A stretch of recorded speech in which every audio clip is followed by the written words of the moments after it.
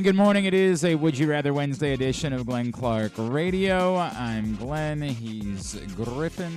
Thanks to everybody who came out last night for the Arthur Maulet Show. Had a great time at Mother's in Timonium, Mother's North Grill.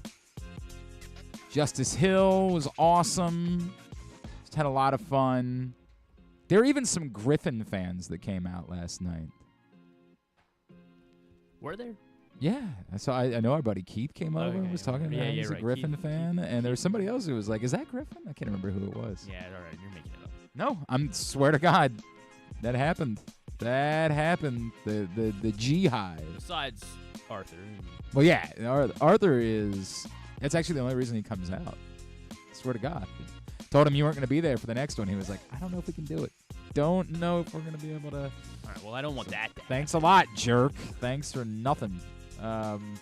Yeah, always have a great time, and you'll get the segment number 1 a little bit later on today. Don't forget, next Arthur Maulet Show, a little bit of a different setup for the next Arthur Maulet Show for 2 reasons. 1, we're doing it on a Wednesday. The reason we're doing it on a Wednesday, the Ravens play on Monday that week. So we try to give a little buffer. They're down in Tampa, hopefully. I mean, I guess we got to make sure everything's all right in Tampa. Of course, thoughts with everybody down there. Jeez. But they're scheduled to be playing in Tampa 1 week from Monday. And then, so we give them a little bit of a buffer. We'll do the show on Wednesday. And also, we're going to a new location for the Arthur Maulet Show, which we're very excited about. We will be at the Gourmet at Kenilworth, inside the shops at Kenilworth, which, again, I can basically see right down the street. From right here, more or less. So looking forward to being there. It'll be the 23rd, Wednesday, October 23rd, the next Arthur Maulet Show at the Gourmet at Kenilworth. Come hang out with us. Yes, come on, John. Go ahead. John Colson's I'd like to say something about the Gourmet at Kenilworth. Yes. You're going to love this place. Oh? Because you can eat everything there based on your personal Really? This is this type of location. I'm all in. You're going to really like it. I'm all in. Amazing, what have you amazing seafood. What is something you have enjoyed at the Gourmet? Seared tuna. Oh, I do. Seared tuna was You know what, though? ridiculous. It's so funny. Our friend John in Little Rock is in town this weekend, and he was like, "Hey, I'm thinking about watching the game at the Green Turtle in Canton on Sunday." And I said, "Okay, well, I would tell you it's definitely I don't think they'll be those Green Turtles are an upgrade on some of the old Green Turtle locations." And I would say that when we were at the Green Turtle in Towson a couple weeks ago, I ordered the tuna bowl, which is something I had a little bit of trepidation about because of past Green Turtle experiences. Like, there have been Green Turtles that you would not want to order the tuna bowl at. Correct. You'd say, yeah, I'm going to pass and just stick Give me to, some wings. Yeah, the wings, the buffalo chicken sandwich, something like that will be what I will order. I ordered the tuna bowl. It was delicious. Yep. It was delicious. Yep. So I'm a big tuna guy. This has the food is just amazing. Well, it's like a legit restaurant with a bar. Beautiful place. I haven't been able to get over there yet. So we always take the kids to see the Train Garden in December. We'll end up inevitably doing that. That'll happen. It's on that little plaza area where there's a couple restaurants. Sort of it sticks out from the side. I know exactly where it is. I everything because I'm old, like I think it's to the left of Stebbins Anderson. Yeah. It's like I used to John Patty reading Stebbins Anderson commercials. Yeah, absolutely. Oh, that was a big part of my childhood. Dave Durian for Stebbins Anderson. Oh man. So anyway, strongly, this place is going to be a little bit of a different vibe from some of others. It's just a really cool restaurant. Okay. And it's going to be a neat vibe, and the service is great. Hang on, are we going to be the riffraff? Are we going to be able to come in? Well, I'll look fine. Okay, you'll be all right. But me, you may want to upgrade this sweatshirt. I can't. Well, I don't know. I don't think I can promise that. That's not. This is the reason I don't bring it up. I don't think I can make that. I don't think the promise is there. I don't think I can. What make you were that wearing promise. last night, I think might. Yeah, I mean. Like the goose flights thing. Yeah, you can do that. Yeah, I was nice doing the quarter zip is what I was wearing last night. Yeah, you do that. You looked wonderful last night. See, it's a very weird vibe because ever since like a couple years ago, it felt like I needed to go with a different look. Yeah, because you're trying not to be uncool next to the players. No, it's not the players. It's since we added Rita. It's not the players at all. It's that all of a sudden, because I can accept that I'm the painfully white guy. Like, I can do that. Like, no problem. Hello, Glenn Clark. You met me before? Yeah. Totally good with being the painful white guy. The problem being, now, ever since we added Rita to the show, Rita is, like, wearing what she would wear out to go out on a Friday night. Correct. And so, like, So she's dressing well for the show. No, it's stylish. It's not. That's my point. It's not fancy. It's not. I said dressing well. But that's the thing. You were saying dressing well. What dressing well is now for going out is not what it was when, I was 21 years old. Like, it's a different vibe. Correct. It is a more relaxed vibe for feeling good.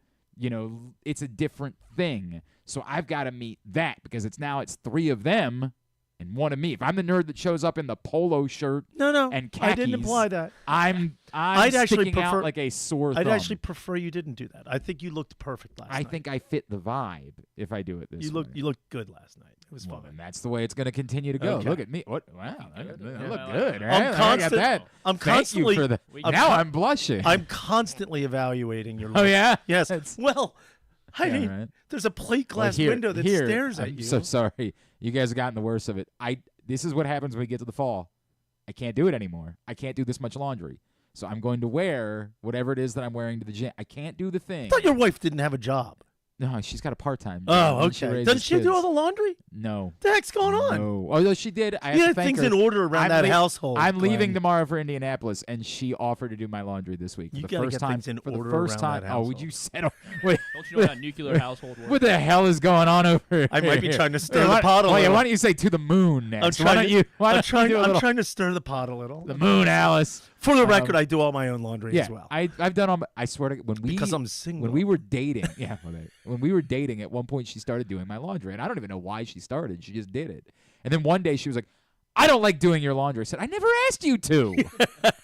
But you weren't going to Like, refuse. Yeah, you offered to do it. I was like, "Well, okay, that's one less thing on my plate." Yeah. I can. I'm an adult. I can do my laundry. It's no problem. But this Can you week, iron, Glenn? I can. Do I? No, this is really the issue. I have too much laundry. So what I've figured out is if I don't have anything else that I've got to do, if I'm just doing this during the day, it's going to be casual as hell, and the stuff that I'm wearing to the gym will be underneath it. I That's feel the way it's gonna go. fascinated that you have too much laundry. Too much you have laundry. the same amount of laundry as everybody else. No. pretty much. If you do the thing, this is where you're wrong. Because of my schedule. If I come here wearing something, and then I go to the gym, and then I have a game that night after that. Oh, that's 3 outfits in one day. I'll give you that. Okay. Way too Hadn't much thought about laundry. it that way. You're not thinking through this. Yeah. So I'm with you. had to make adjustments. That's fair. In my, this is all the work smarter, not harder. Yeah, thing, yeah. Right? Like, I'm if I don't have anything going on during the day, I'm a if it's- believer. If it's just here, then I'm going to show up wearing what it is that I'm wearing to the gym. That's the way it's going to go because you can deal with it, because Leah can deal with it. I don't care. Because Griffin can deal with it. Wow. Well, yeah, Griffin's made some complaints. audience. Yeah. They only see this. Like, what's the difference going to be if they see me wearing a hoodie or see me wearing a polo shirt? What's the difference going to be? You tell me. Nothing. Exactly right. Yeah. So because of that, Griffin, thank you for looking neat and clean all the time. yeah, but he's wearing a T-shirt. Like, Yeah, it's but look at it, dramatically it's- different. I know, It's it's like got a little graphic it's a on little it. stylish. What, It's that's stylish. Thank you. yeah. What You is look going good. on over here? Nice haircut. What too, is by the way. happening? Thanks. What is happening here? Yeah, so y'all got to deal with it. This is the same. It's the same thing. Like I don't. I if really wasn't complaining. No. I can see you. I wasn't can complaining. see you. I can see The it. whole reason you in walked you. in here in the first You have place, thoughts. You have things. I know you. I've worked with you long enough to understand the way that you operate. It's the same way that I feel now. Again, cutting down laundry. If I go from the gym and I don't have a game, then I'm not showering after the gym. My family's just got to deal with it. I give you the They just got to deal with it. oh. Yeah, that's their problem. Why can't you shower after the gym? Because it's time. It's time. Don't I you don't shower need. at the gym? Takes 3 minutes. No. Not You're Glenn. way off on this. You're way off on this. It does not take 3 minutes. Does not. No. I wish it did. I've done this. Wish it did. No, you have no idea what you're saying. You're talking out of your butt now. Huh. No. Because you got to go from upstairs to downstairs.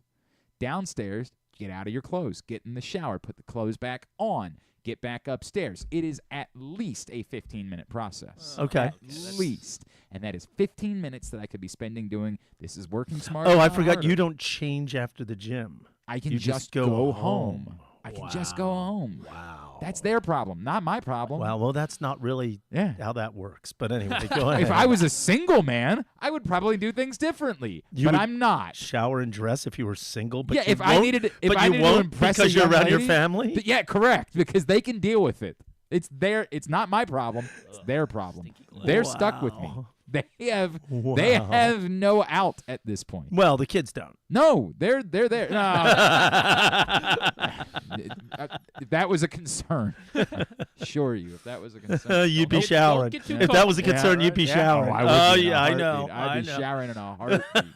In a heartbeat. I don't blame you. No, your wife is lovely. This actually started with my wife saying, you get home too late. Okay. I said I can work on that. Well, I can not shower after the gym. She said, well, why do you need to shower after the gym? And I said, okay, done and done. That's how this all began. Okay then. Yep, your problem now. Look, I had a solid 27 years of marriage. Was it solid? Oh yeah, well, up to about 20, about 25 were solid. Okay, all right. Okay, maybe 24, 25, right in there. Yeah. And I showered after the gym, so you may be onto something here because See? maybe that 15 minutes of extra time and again, every evening for 25 years would have either sped up the process or elongated. This is where being an adult is great. Last night I had to go to a show, so I showered after the gym. Good boy. What are you talking to me like I'm 6? Yeah. Like I just figured it out. Well, yeah, because you're very proud of yourself for not having Essence on you sitting next to that's what Arthur Maulet. No, I'm not proud of myself. I'm saying we are capable as humans of figuring out the circumstances by which we need to make what decisions. If I'm doing something, then I'll shower after the gym. I'm just pleased if to hear I'm that. going home, then my family can deal with it. They'll deal with it. They can deal with it.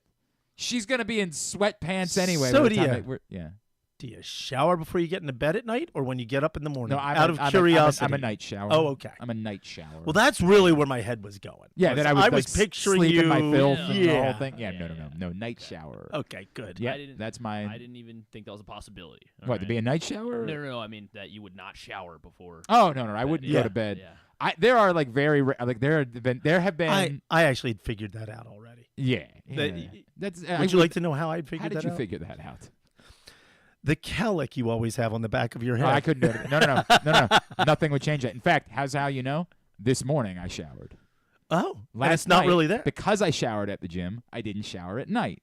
I showered this morning. I had no idea this was such a John, well thought out. Believe it or not, adult humans capable of making adult decisions. It's a lot of moving parts. I'm impressed. Well, you could do it based on the way that you live your day. Yes, like, hey, I get it. I showered at the gym. I don't need to shower before I go to bed. I can shower in the morning. I know way more about Glenn Clark's personal This is what routines. people wanted to hear today, frankly. Yeah, sure. This is what they tuned in for, is a breakdown of my hygiene process. Yeah. When do you brush your teeth? They weren't.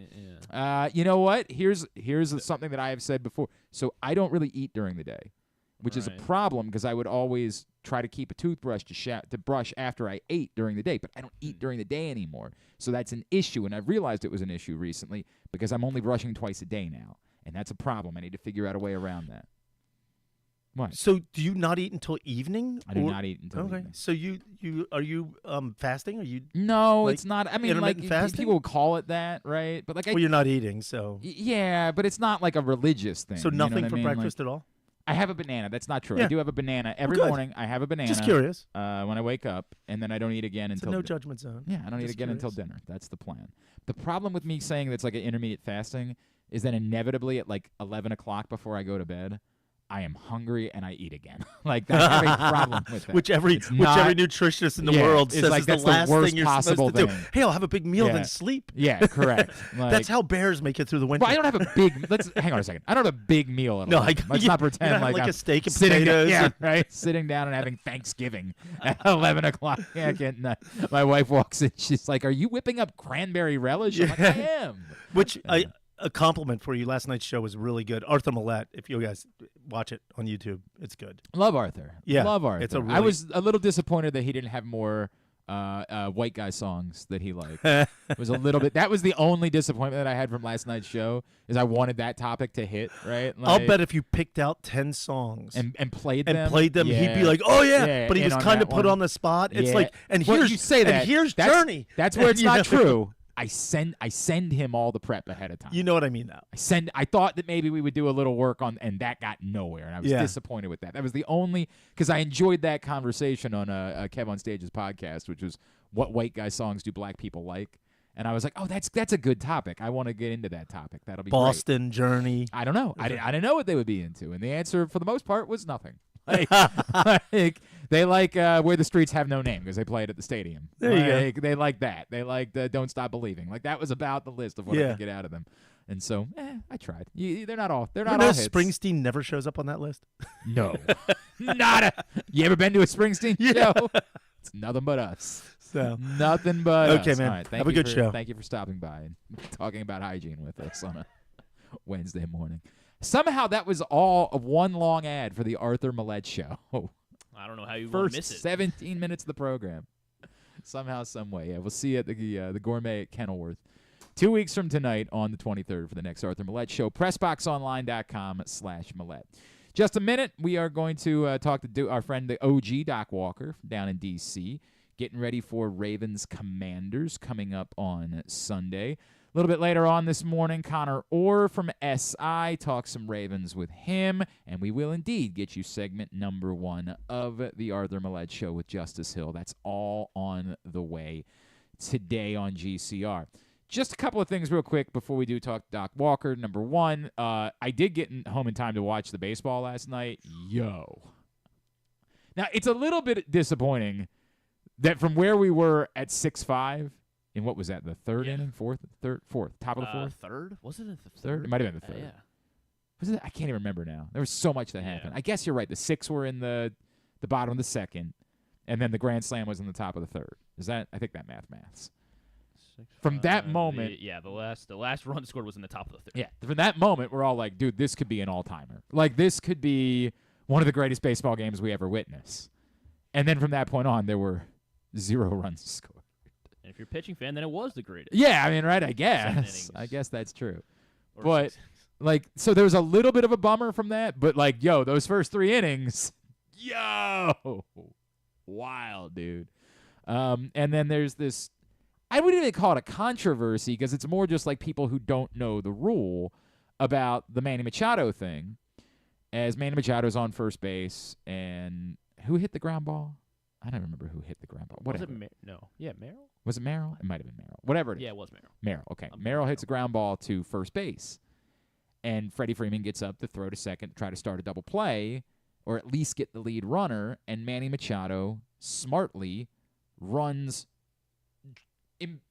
comically into the grass with one of the great baseball IQ plays I have seen in a long time. Now, so if you didn't see it, Manny Machado basically just goes dramatically out of the base paths to cut off the angle because Freddie Freeman was throwing from his knees and only had one direction that he could throw the ball. He wasn't going to be able to throw it around Manny Machado to his right from where he was where he was on his knees, so he had to throw it on a direct line. So Manny Machado says, okay, well, before he can make the throw, I'm just going to run into the grass and make it difficult for him to make that throw. Either he's going to have to elevate it over my head and take the air out of it, and then I'm going to be able to beat it out, or exactly what happened, he's going to throw it off of me, which is what occurred.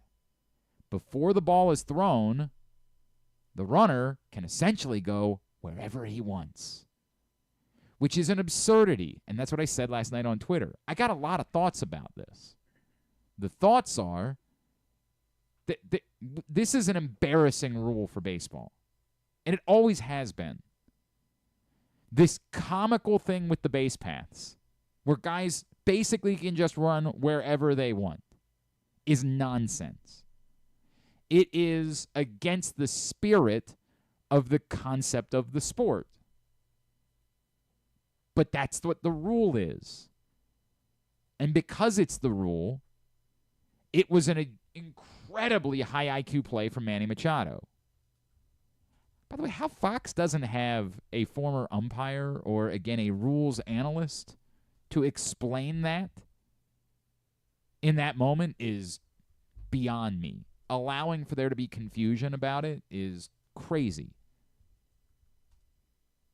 Now, I get it. Some of the rules analysts that we see in football don't really know the rules either or don't do much of a job of explaining them. But you got to have that there. Mookie Betts essentially touched the pitcher's mound, on his home run trot. I mean, look, man. Look, it's bizarre. The base path thing has always been bizarre. And somebody would say, well, what is the option? Like drawing base pass? I wouldn't be opposed to that.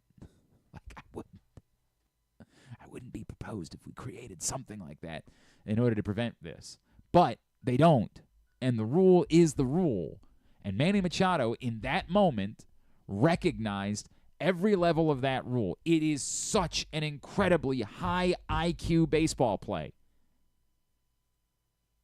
But, this comes on the heels, obviously, of Manny Machado bouncing a ball in the general direction of a dugout and attempting to murder Dave Roberts. He felt unsafe. So. It's true. He was unsettled by it.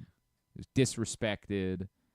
Thoughts and prayers. I don't know if we all have done enough to lift up the Dodgers and, frankly, all baseball fans that had to witness such a horrifying act. Just no place for that in baseball. No place for it. But I say that to say, given Manny Machado, and that's really what came out. Once you see this video, there is no world. If you want to say, like, hey, that's kind of weird, I guess. Like, that's the best that you can give it.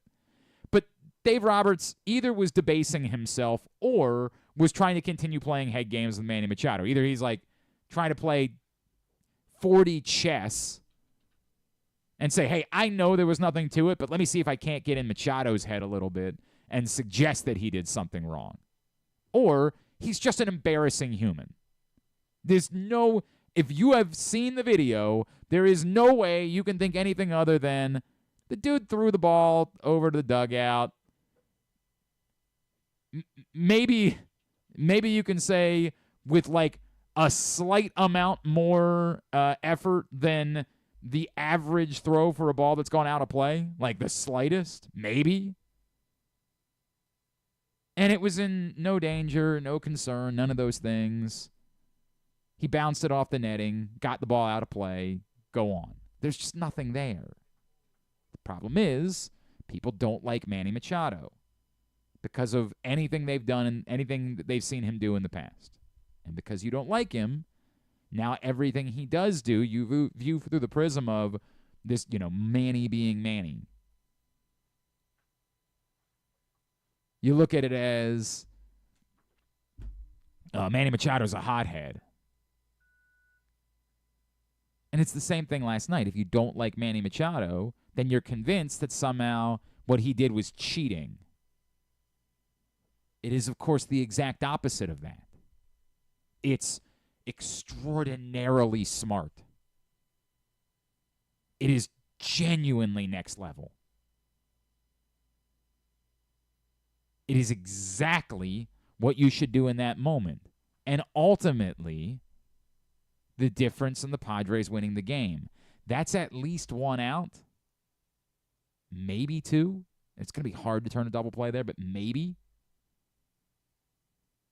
And what ended up being a 6-run inning for the Padres never gets started if not for Manny Machado smartly doing exactly what he is allowed to do. Which doesn't mean I'm okay with the rule. I'm not. Both things can be true. It is an embarrassing part of baseball that players can just run wherever they want. It is antithetical to the spirit of the sport. It ain't supposed to be like that.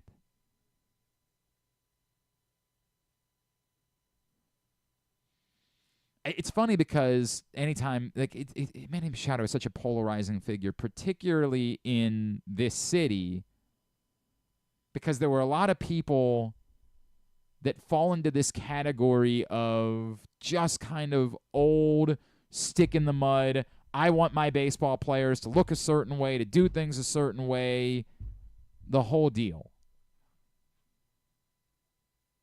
Some of them are worse than that, but I'll leave it alone because I don't want to go down that path. You know that there are some of you that don't like certain people for dumber reasons than that. But there are a lot of people here that really wanted to root against Manny Machado. You know who you are. I'd never spend that type of money on Manny Machado. You know exactly who you are. And so he became this polarizing figure. And as I've said a million times, when Manny Machado played for the Orioles, I wish he would have run out more ground balls. I wish he would have. But all the things that he did, yeah, I'll live with him not running out the ground balls. Your point is, well, there's no reason why it can't be both. Sure. But in viewing the totality of what it is that you got, a generational baseball talent that didn't run out ground balls, I'll live with it. I'll live with it. And it was always a mixed bag. There were things that he probably started and created problems for his teammates. It was funny hearing a Buck talk about it a few weeks back. Like, with Manny, it was always, dude, we'll have your back, but make sure it's worth it. It better be worth it. If it's not worth it, we don't want to be out there. There were things that he unnecessarily started. There were other times where people unnecessarily started S with him. Like Dustin Pedroia, for example. Just decided what they felt about him for whatever reason, because he pimped home runs, but whatever reason, they felt that way about him. And they just decided they needed to send a message. Those people are dramatically worse than Manny Machado. Dramatically. Those people had no place in baseball. The people that believed they needed to, quote-unquote, police the game were the problem. This is how it works. We're the guardians and the protectors of this sport, and you're not supposed to be acting like this. How dare you show personality? That's not the way that it works. Those people sucked. Those baseball players were bad for baseball. Dreadful for the sport. Manny Machado came with warts. Still comes with warts. Thinking that Manny Machado purposely was trying to throw a ball at Dave Roberts requires you to separate from reality in a way that not capable of. But this is the way that it goes. Inevitably, this is the way that it goes. Manny Machado is a polarizing figure. So because he's a polarizing figure, anything that he does, your view of it tends to be based around your opinion of Manny Machado. I'll never not be a Manny Machado fan. That day will never come.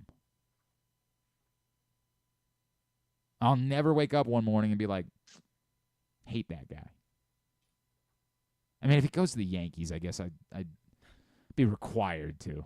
Red Sox? Yeah, I mean, right, correct. If it was that. And I don't even know that I would be able to hate him as much as, I don't like you right now. Like, I hope you lose every game and I hope you hit 100 for the season. Like, I would feel that way if he played for one of those teams. But short of that, I'll never be that guy. Because Manny Machado was a generational baseball talent that I got to witness play for the team that I love. And he never demanded he be traded. He never demanded out. He never said, I don't want to be in Baltimore. In fact, it was kind of the opposite. He seemed to love being in Baltimore. But, the folks that were running the team didn't have any interest in paying for baseball players. Chris Davis. Yep, they did pay for one. You're right. Although I guess is he a baseball player? Yeah, it's fair. That's a fair way of looking at it. They paid for one baseball player. And maybe that was the money that could have otherwise gone to Manny Machado. I really don't have any interest in relitigating that. But the moral of the story being that that's not on Manny Machado. It's not his fault that the baseball team was not going to pay him the money that he was going to be able to get on the open market. I can't begrudge him that. I'll never begrudge him that. Like the laziness by which we begrudge people. Like, one of the things that gets me worked up is when an Orioles fan doesn't like Mike Messina. Like, it makes my blood boil. Guy took a hometown discount to stay in Baltimore. Took less money. Once. Pissed off the entire Players Association in the process. And couldn't do it again. Like, this notion that somehow somebody is a bad person because they left your team. The Orioles had every right to spend the money to get Manny Machado. There was no world where Manny Machado was like, I'll go anywhere, but not. There's one place I won't go, Baltimore. That's not the way that it worked. John Boyd, yeah. Go ahead. I was gonna say he kind of summarized the Sunday night thing pretty well. He was like, because Manny was like talking to the dugout, like he huddled everybody after all the chaos in that whatever inning that was, and he was like, "Listen, guys, I threw a ball at their dugout. It was kind of harder than normal, hard enough for them to complain, but soft enough that their complaint was soft. So yeah, that's kind of what happened. It was a perfect troll. It was a perfect troll, really. The John Boy video. Yeah, yes. yeah. Which, I'm like, wait, did somebody suggest he actually said that? No. Yeah, this is probably what Manny said. Yeah, John Boy does these like Yeah. I try to read lips. Yeah. By the way, that's another. I like John Boy. Like, I think they're fun. I think that's fun. But like this bit where people genuinely believe that these lip readers actually know exactly what was said. Sometimes it's like, no, sometimes you convince yourself, oh yeah, that's definitely what he said. You have no effing clue. You have no clue. I mean, sometimes it's when you get a clear video. No, this is a pox on. We think we have convinced ourselves that we know, or that we are lip reading experts, or something along those lines, or there's no way it could be anything but that. That's what we convince ourselves, and it's absolute bull s. It's nonsense. You have no idea. Not a clue. And I have no problem doing it in the name of doing it in the name of entertainment, and for the most part, that's what they do. There are times where there are times where it is presented as fact. And that's where it becomes problematic. Like, it ain't fact. Whatever it is that you think you're lip reading. I mean, well, that's not the case. What was Sunday night where everybody was freaking out because Collinsworth was like, and you can read CeeDee Lamb's lips, and yeah, but I couldn't. Correct. No one can. You cannot read someone's lips. You think you can, or using context clues, you feel like it's quite possible that someone said something. Yeah, I get it. But when we present something as fact that isn't fact, and I don't know if you've been paying attention in this country recently. We're really good at that. There's few things we like doing more than presenting something as fact that is not fact. You've been paying attention to what's been going on in North Carolina the last week? Been an awful lot of that. It's our chief export now as a country. Sorry, I didn't mean to go down that road. We were having a nice conversation. But I did see the John Boy video that you're talking about, and it was funny, and it was very much done in the name of entertainment. And I can live with that. That's all good. Imagine being worked up about this throw. But this goes back to whatever your opinion of anything that Manny Machado does tends to be based on your opinion of Manny Machado. There's not a lot of context there. So the Dodgers don't like him because he didn't sign with them. Then I don't know why the Dodgers don't like, or because they think that he jaked it during the play. Don't they? Don't the Dodgers? Yeah, I think that. Is it just because he's a Padre? No, I think there's also questions about his effort when he was that little bit of time that he was a Dodger. I believe it or not, I haven't paid attention to remember every little. Here's the thing that we didn't like from when you were a Dodger, but I think that that's part of the story is that they really don't like him because of his effort that postseason when he was a Dodger. I think that's part of the deal. Again, admittedly, I don't know. I think he still got paid that offseason, so yeah, he got paid quite handsomely. Didn't piss off anyone else. Well, and for the most part, it's worked out with the Padres. Now, early this season, it was not looking good. Early this season, it was kind of a mess for Manny Machado. And then he got things. He saved my fantasy season. Yeah, turned around quite nicely as the season Jackson went on. both saved my fantasy season. Son of a bitch. Anyway, the moral of the story of all of this being that that we saw a lot of this last night on Twitter. The people being like, "Oh, this is cheating. This is why are the Dodgers not fighting about this?" Well, maybe the reason the Dodgers aren't fighting about this is because they know what the rules are, and they know you're wrong, and you're wrong. It was a very high IQ play for Manny Machado, and it led to a 6-run inning, including that electric scene with Tatis hitting the home run to cap it all off, which looked like they were then going to run away from the Dodgers, only for 1 inning later, Teoscar Hernandez to hit the grand slam. And, yeah, we thought we were in for an all-time classic. And it was still a hell of a baseball game, just not maybe the eternal baseball game that we thought it might be in the third inning. The Padres win 6-5. They take a 2-1 series lead. The Mets also have a 2-1 series lead. So those two teams have a chance to close things out today, while pivotal Game 3s in the American League Division Series coming up as well. That's what's going on in the baseball playoffs. I feel like, is there anything else news-wise from yesterday? Oh, Pepe Williams was re-signed to the practice squad by the Baltimore Ravens. They lost somebody off their practice squad to the Texans' active roster, and I don't even remember who it was. So I can't help in that department, and I'm very sorry. Very, very sorry, because I don't even remember who the player was they lost. I'd like to think I can help, right? Well, you have the internet in front of you, so yeah, that should be beneficial. What time was the Pepe news? I don't remember, Griffin. I just don't have it in front of me. Kadar Holman. Oh, signed with the Texans. Of course, it was Kadar Holman who it Yes, was. gonna miss him. Everybody knows. I'm sure he's a very nice gentleman. I'm sure that there are wonderful things to be said about Kadar Holman, but I never had the pleasure, so it fortunately cannot offer anything to the conversation.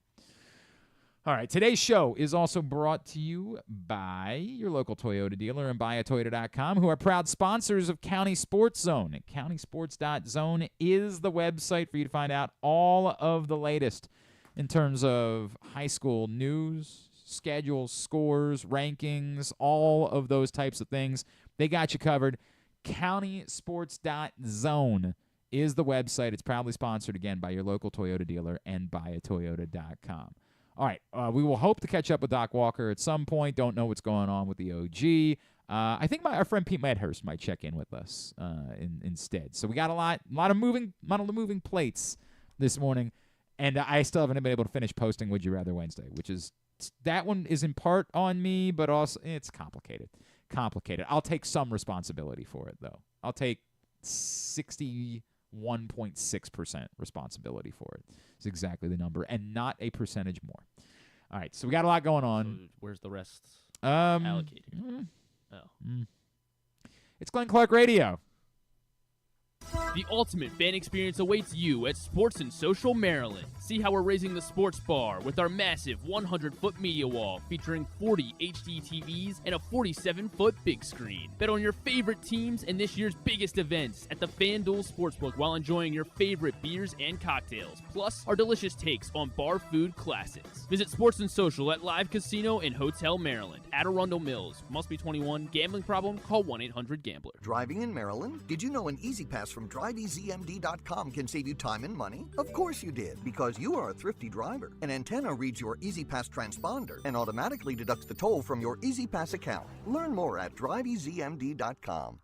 PressBox's Project Game Day is the place to be after every game this season. Join Glenn Clark, Rita Hubbard, Super Bowl 35 champion Femi Adebayo, and our cast of regulars as they break down what happened, why it mattered, and what it means moving forward. You can watch the show at PressBoxOnline.com/GameDay or PressBox's Facebook and YouTube pages. Project Game Day is brought to you by the Green Turtle Sportsbook in Towson and Canton, Easy Pass, and HelpMyGamblingProblem.org. So join us for Project Game Day after every game day this football season at PressBoxOnline.com/GameDay.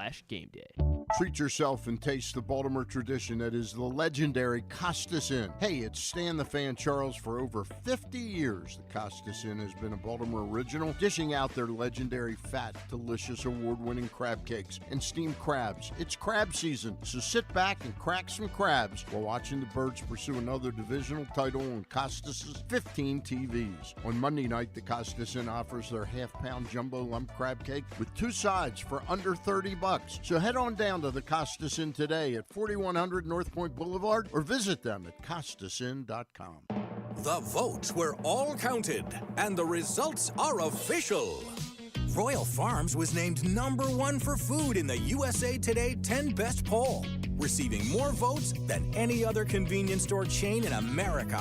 The next time you want to get some good food fast, doesn't it make sense to go to Royal Farms? Voted best in the USA and home of world-famous chicken. Real fresh, real fast. Royal Farms.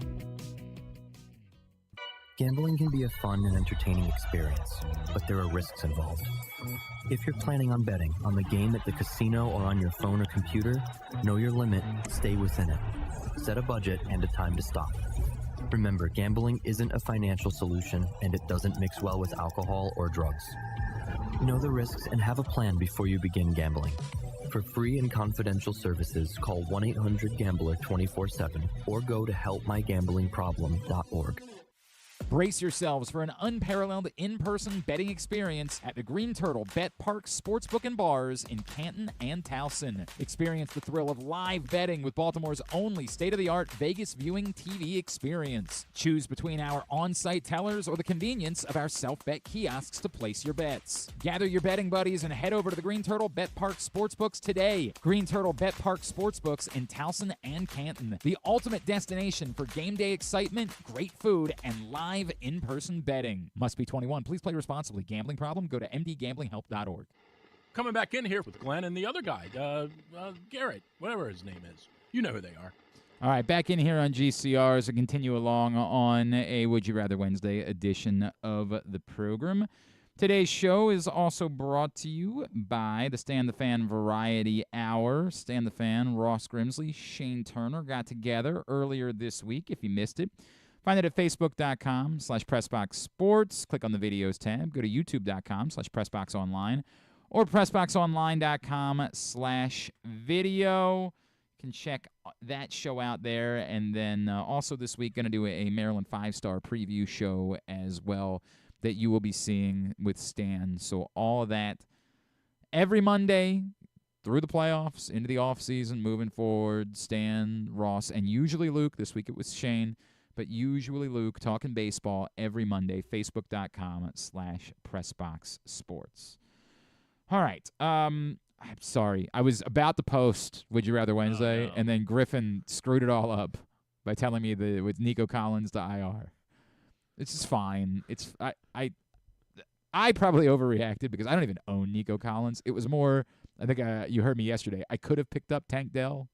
Oh, wow. Who was dropping Tank Dell? He was. I have this league with like no bench, and I could have picked up Tank Dell, but I instead, who did I pick up in that league? Oh, I went Tank Bigsby was who I went in for instead, and Tolbert was who I went in for. I went big for those two.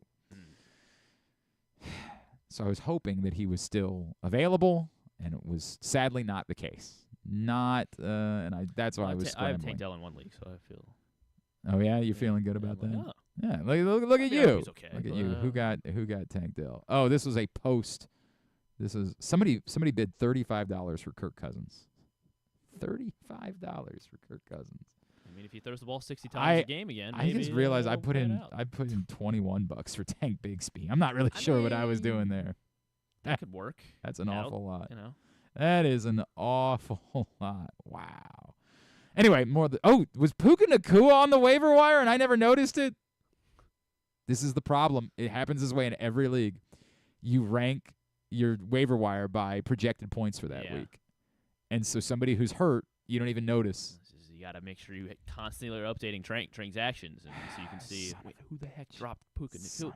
Make sure you flag him or this happened in one of our leagues. One day I was just combing through who was available and I saw a GK. This is a couple years back. A couple years back, George Kittle was hurt, and everybody was in tight end hell. And I was combing through players that were available in my league, and I was like, G. Kittle, is there like a brother? Does he have is there like a Greg Kittle that plays in the league somewhere? So I click on it, and it's George Kittle sitting, not even on the waiver wire because he'd already cleared waivers for the week. Like, he was just available. I'm like, what the F? And he was still probably a week or two away from coming back, but I'm like, I'm playing, Chikakonkwo as my tight end or whoever the hell I was playing. Probably giving you some pretty valuable snaps. Kate Otten, Greg Dulcich, whatever it was that I was playing as my tight end at that. Mo Alley Cox. Ooh. I'm like, for God's sakes. It's good for a touchdown every now and then. Yeah, every now and then. is this for real? Like, so I went ahead and picked up George Kittle. And then I, like, text him, like, do you guys know George Kittle was just, like, available? And, of course, it was our friend Brad, our movie guy, who had dropped him. And then everybody was pissed off at Brad. Points. Like, thanks a lot, Brad. Just made George Kittle available to the entire league. Yeah, he did. He did. I like on Sleeper they actually have, like, IR players. They have, like, a category. Oh, where you can just sort it by IR. IR. Yeah. But they don't offer that on the ESPN fantasy app, which is why I would not see that Puka Nacua had been available and was just picked up by somebody this week, which is quite disappointing. Quite disappointing. That was a thing that was possible. That is, by the way, my Wednesday mornings. That's all I'm doing. All I'm doing on Wednesday mornings. I wake up and it's the first. It's Wednesday. It's Wednesday. It's like Christmas morning. Like, did I get somebody? Do I have new football players? And your body clock almost like realizes it's Wednesday too, and it's like, oh, you always get up earlier. earlier. You always. Well, I'm convinced that. So I think I saw in my one league that Ryan Chell was awake at 4:00 this morning because he had a transaction. Well, process. he doesn't sleep, so is that what it is? I don't think he sleeps. Is that if it's that? There was a transaction that processed after the waiver time. Like there was, I don't remember what it was, but I looked at the like league. An hour after the waiver. Yeah, hang on a second. Recent activity. So waivers all processed in that league at 3:04. 3:04 a.m. waivers process. And at 3:04 this morning, sorry, it was 3:16 this week. I don't understand that. Why is like it's always I don't know. I don't know. I picked up Jalen Wright in that league at 3:16. because it was a waiver. It was a waiver. Okay. All the waivers cleared at 3:16. Somebody got Jalen Tolbert. Somebody picked up the Colts defense. And then at 4:22 a.m., Ryan Shell adds Will Lutz. Probably set an alarm. Like, I'm convinced that he just picks a time that he knows is after the waivers, and he wants to get ahead of everybody else and pick up. I would think you would pick up a defense, not Will Lutz. Imagine that being the one that you wake up early for. And then there wasn't another transaction until 8:14. I added the Eagles defense because they're playing somebody. Brownies. Yeah, they're playing the Browns this week, so I decided to roll with them. And I switched kickers because I was holding Austin Seibert, but they're playing the Ravens on Sunday, so I don't. Yeah, bad matchup. Well, no, it's more I just don't want to have kind of I already have enough conflict because I'm playing Jaden Daniels in 2 leagues. Like, there's enough conflict there. When I can avoid the conflict, I like avoiding the conflict. So I picked up Jake Bates, who had been dropped last week because they were on a bye, and I like Jake Bates. Jake Bates seems to be the big Right. kicker ad. Everybody dropped him last week because they were on a bye, and you're not going to hold a second kicker on your roster. Why does everybody think Jake Bates is good? Just because he made 1 or 2. In the UFL, yeah, he made what, like a 70-yarder or something like that? 260 yards. I also saw that Daniel Jones was sitting on like available players, and But the thing is, Dan Campbell doesn't take field goals, especially long field goals. Look, man, you want to fight about it? Maybe right now. You want to throw down? I don't know what this is. This war you have. You got a war going on against Jake Bates, and I'm not gonna. I just don't understand why he's the big ad. I think because he's Will available. Will Lutz is the one. That's the one. You got the altitude in Denver. Sean Payton has you needed to wake up at 4 a.m. You need to wake up at 4 a.m. By the way, is Nico Collins like done? No. They think they said. I mean, they're hoping. I mean, no one knows. But they said he's going to miss. Jake Luke just dropped him. Well, he's probably just overreacting. You think Jake Luke knows it? You think he knows something we don't? He's more plugged in with the Texans. Let me see. Do we have went from data? Well, then I'd be trying to add him. Yeah. Oh, I'm gonna go ahead and put that waiver claim in right now. How much do you throw in for a Nico Collins waiver claim with him being on IR and you don't know? $15? I don't know. That might be a lot. That's a lot.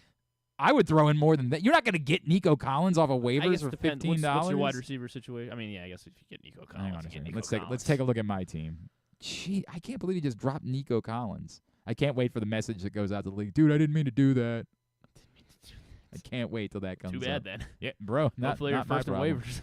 Right now, my starting wide receivers are Terry McLaurin and Mike Evans. Not bad. Solid. Not bad. I got Jalen Tolbert and Dontavian Wicks on the bench, and I have Puka Nacua on IR. So how many flex know. spots do you have? 1. I've got Tony Pollard in my flex this week. Kareem Hunt on the bench. So I mean, it's a. By the way, I think this team is better than my record. My record in this league is 2-3. I think it's a better team than that, despite losing Puka Nacua. I think my team's better in the press box league. I'm 1-4. Yeah, I tell you what I'm about to do is I'm about to put in a nice. How much money do I have left? How much? Hang on a second. Make sure no one else in the league's listening. Yeah, right.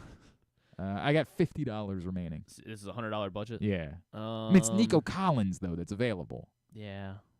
You got to put in, like... I guess at least 20, 25. I think 20... I'm in 23. 23.50. There you go. 23. 24. 23. 23 is the number, my Jordan year. I got to pick a player to drop if I'm going to pick up Nico Collins. Ridiculous. I don't want to drop any of these guys. I love these boys. These are my boys. Say bye to Kareem Hunt. I was also carrying Clyde Edwards-Helaire. Oh. Now the problem is when you start doing the math on like guys that you've dropped that you put in waiver claims for, you're like wasted money, just throwing it away, just lighting it on fire. But still. Yeah, I'm still okay. I had to drop. I had to drop Tank Bigsby week 1 for some reason. I drafted him with like my last, one of my last few picks. And I forget who I picked up, or somebody was hurt or something, so I just had to drop somebody. Yeah. And I dropped Tank Bigsby, and then I was like, darn it. All right.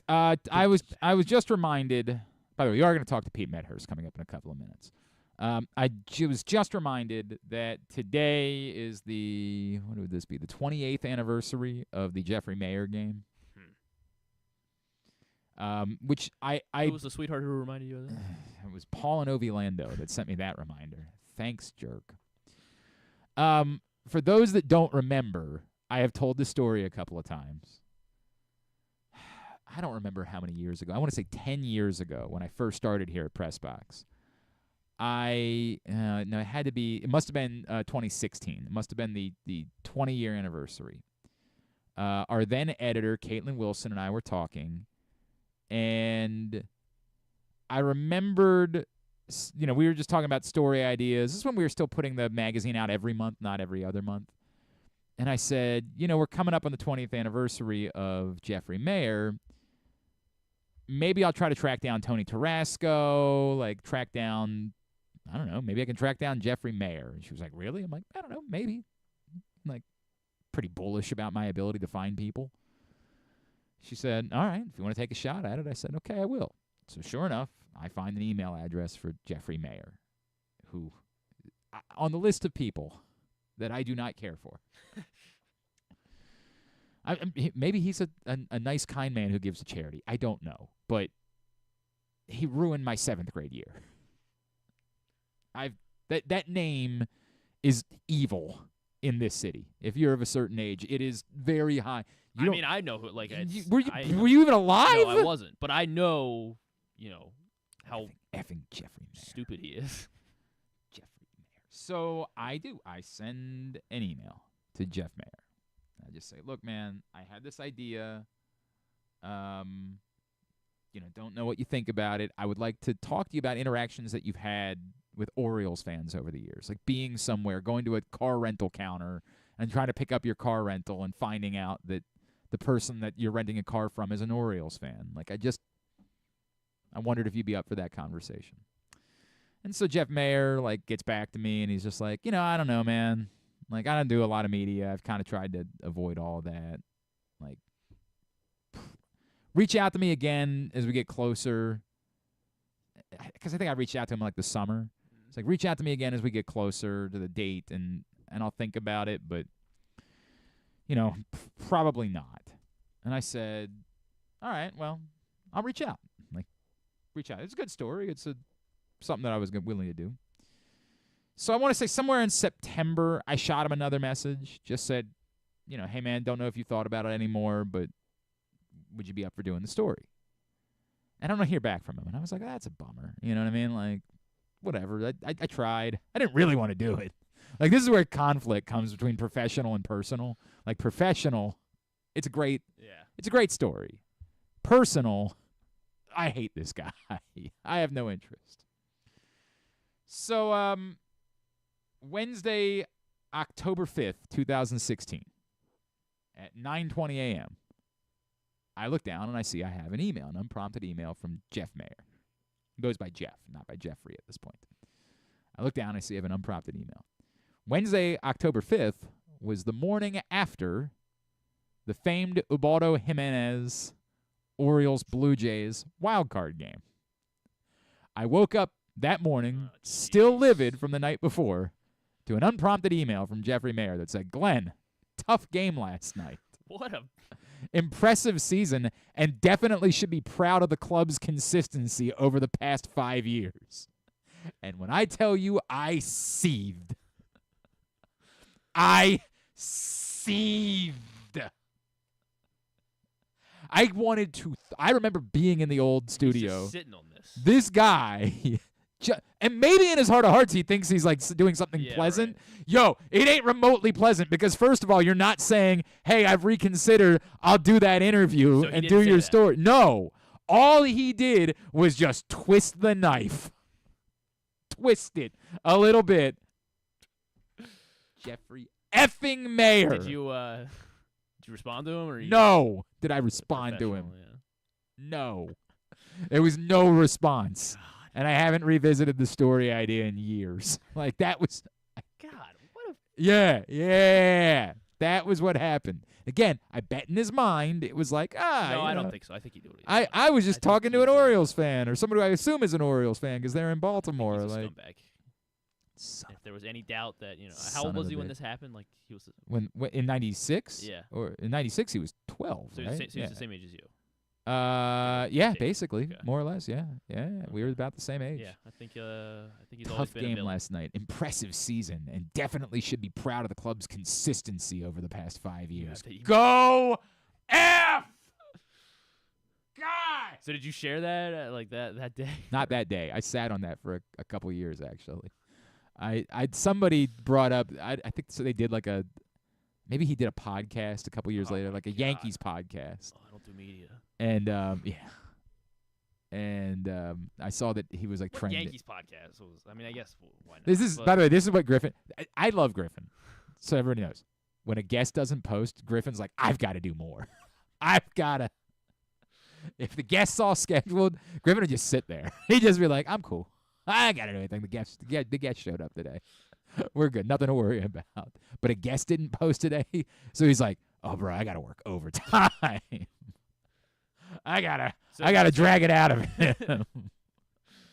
Like, there are two Griffins. You guys should pay attention to this. There's passive Griffin. There's guests are all scheduled. I think I've done my job. I can take the show off today. And then there's guest didn't post or we weren't able to get any guests booked. I better put in maximum effort this day. There's two different versions. And you're getting maximum effort, Griffin, today because Doc Walker didn't answer the phone. That's what you're getting. Wish I had a retort here. No, I know. Again, much like I said to Colson earlier, I've worked with you long enough. I know that there are two Griffins, and that's fine. Like I can adjust to it. It's all good. I'm not mad. It's not your fault that Doc Walker didn't answer the phone this morning. I'm not mad about it. I'll tell you when I'm mad. I'm not mad. I'm definitely. Whatever you do, don't let the newspaper say I was mad. Anyway, yeah, it's that F that guy. But yes, today is the 28th anniversary of the Jeffrey Mayer game, which ruined. Now, as furious as I am about Jeffrey Mayer, and I'll never die. The one thing that we all do forget about in that situation, the Orioles came back and won Game 2 in New York in that series, and then S-ed the bed in Baltimore. That's the part of that we just leave out. We like to blame everything on Jeffrey Mayer. And it is his fault. The Orioles were 1-1 in that series going back to Baltimore for 3 games. They screwed the pooch. Now, it's way more fun. Well, it's also correct. To just blame it all on the kid. It's way more fun. But truth be told, you go back to Baltimore for games 3, 4, and 5 in a 1-1 series against the Yankees, you damn well better win at least 2 of those games. They won. But if they were up 2-0. Didn't even get the series back to New York. They weren't going to lose the series. Yeah, something like that. All right, do you have Pete's number or do you need it? I should have. All right, good. Give Pete Medhurst a call. Hour number 1 of today's show is in the books. Actually, before you do that, quickly tell everybody about Live Casino. Every time that Baltimore's football team or Washington's football team scores a touchdown during home games, and guess what, Baltimore? They are home this weekend. On Sunday, you should make your way to Live Casino because Live Rewards members will receive $7 in free slot play for every touchdown scored during home games for Baltimore or Washington. You have to have your live rewards card inserted into the slot machine, any slot machine on the floor, and be actively playing. But once you are, and once that touchdown is scored, you will receive your prize, $7 in free slot play. Adirona Mills must be 21. Please play responsibly. For help, visit mdgamblinghelp.org or call 1-800-GAMBLER. Very good. All right. Again, still to come, we will talk, I hope, we will talk to Conor Orr from SI. We'll also get you segment number 1 of the Arthur Maulet Show with special guest Justice Hill. That's all coming up. And I promise I'll get Would You Rather Wednesday posted. This time, again, it's 100% Griffin's fault because he derailed me with the Nico Collins news. The first time, it was not. It was only 37 or 38 or so percent Griffin's fault. But this time, 100% Griffin's fault because I was about to post it right when he told me about Nico Collins. That son of a bitch. All right.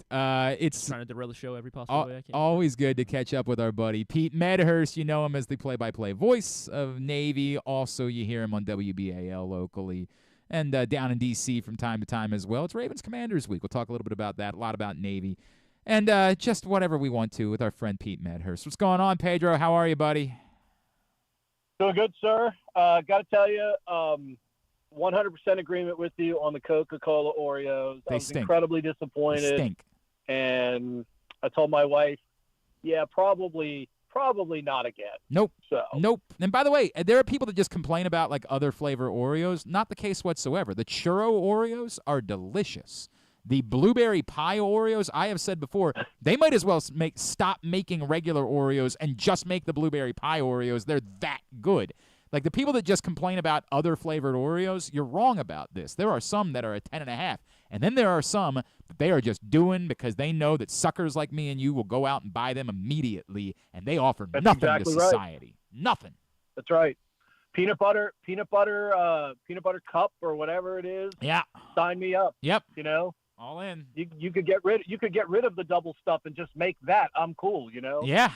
But these were a big zero. Big zero. Except I take that back. My children enjoyed them because anything with Pop Rocks, my kids are in. Like, of course. You know, like as soon as they start, they're like, oh, it's the greatest thing ever. I'm like, all right, but one day you're going to reach the point where that is going to be old and you're going to be sick of it. Hey, before we talk about Navy, I want to run this by you because everybody saw it last night, but I know you're a rules guy.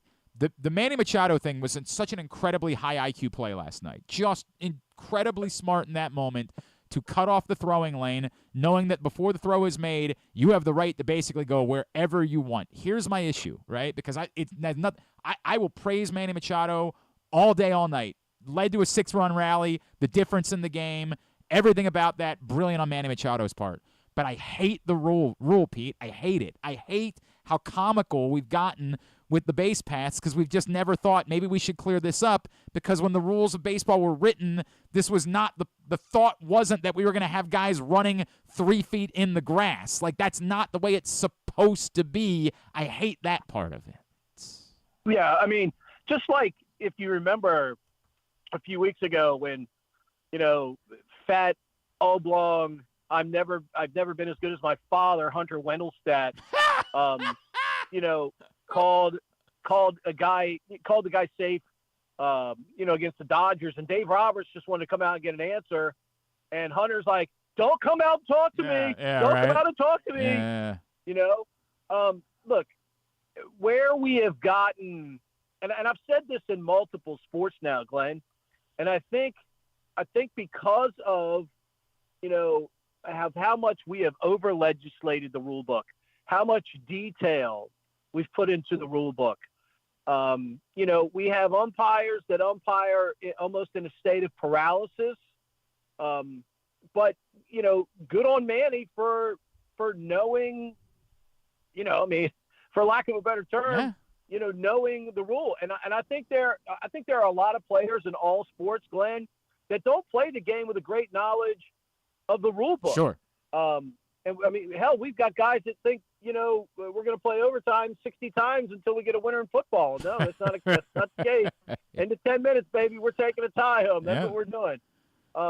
But, you know, again, and I go back to the Trey Turner play, you know, in the World Series with the Nationals in 2019 that, you know, Davey Martinez is nearly having a coronary out there.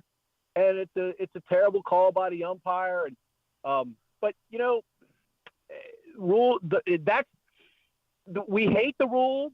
There's supposed to be a spirit to the rule. That's the word. The word is spirit to me. Like, we know that they did not. The game of baseball was not invented with the idea being that the runners were going to run comically into the. We know that. So why can't we all get together at some point and say that?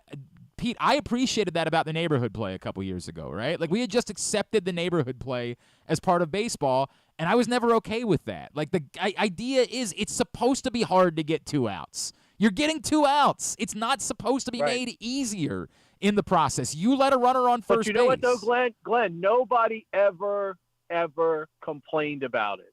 No one ever complained about it because we didn't want, guys. Al McRae destroying Willie Randolph at second base, like in the 76 ALCS, where he takes But that was always absurd, too. It was always absurd that was part of the sport, that we were like, hey, by the way, not at first base, but at second base, you're allowed to come in like an American gladiator playing Powerball. Look, to this day, I don't care what you say. That Hal McRae flying by the block on Willie Randolph in the 76 ALCS is still to this day one of the. I mean, if there is ever a wet play to call a guy out on runner interference and we don't call him out, I mean, what is he saying to Billy Martin when Billy comes out there to argue? Oh, well, Billy, he started that slide on the second base side of the base. He's good. No, he's trying to. No, he wasn't. He's trying to kill him. He's trying to maim him. But we never complained about that stuff.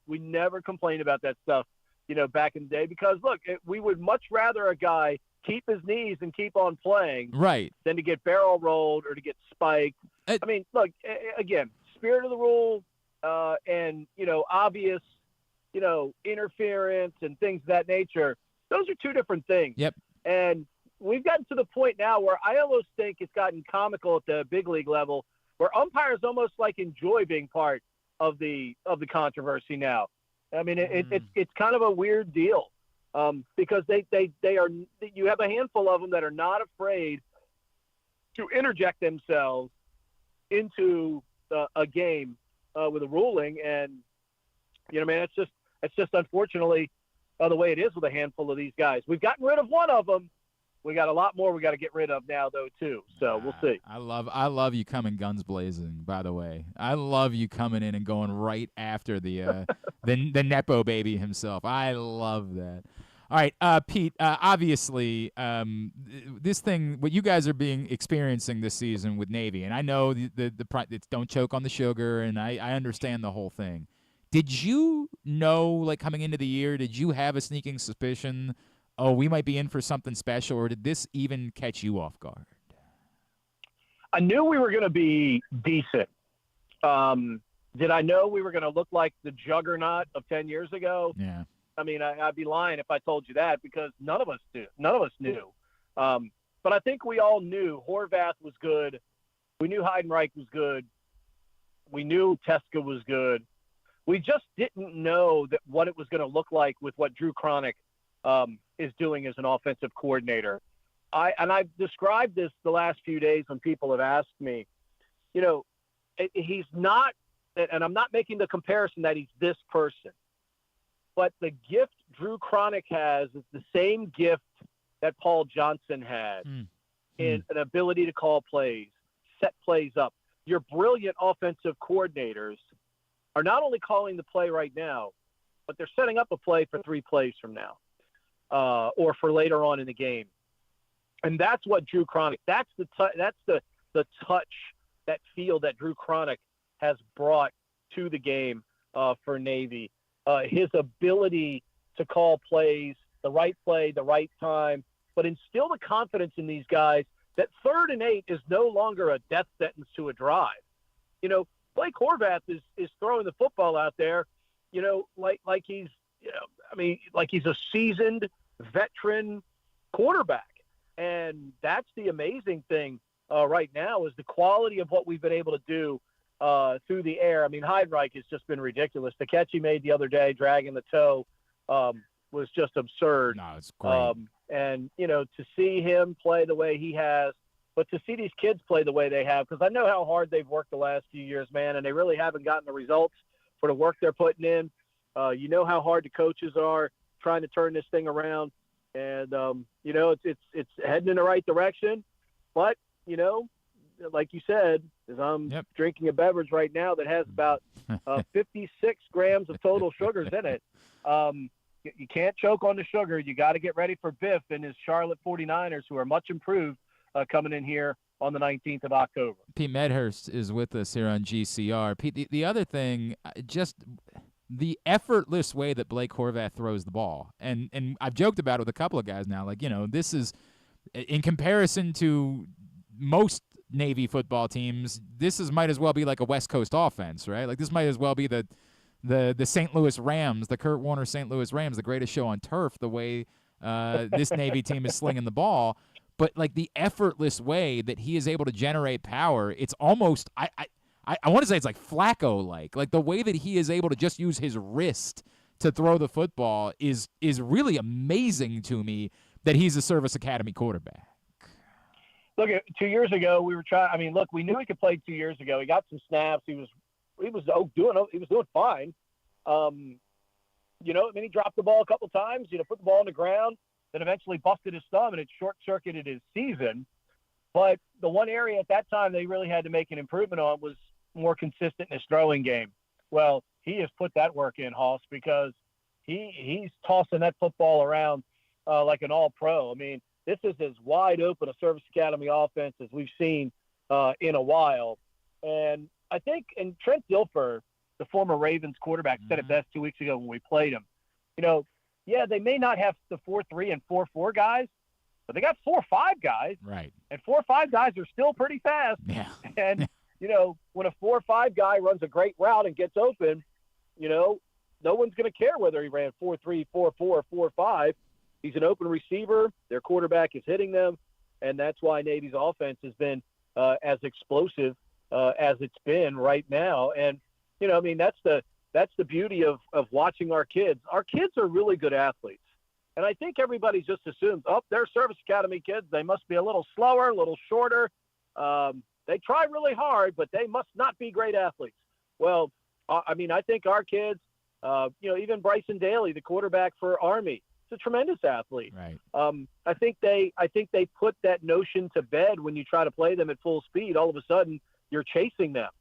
That's the scary thing about most of these athletes for Navy. They're being chased to the end zone.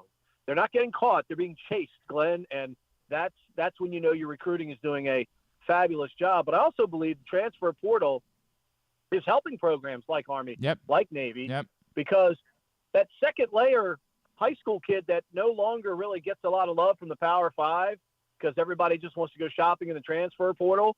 Look, there's a lot of high risk and high reward when you go to a yard sale, Glenn. You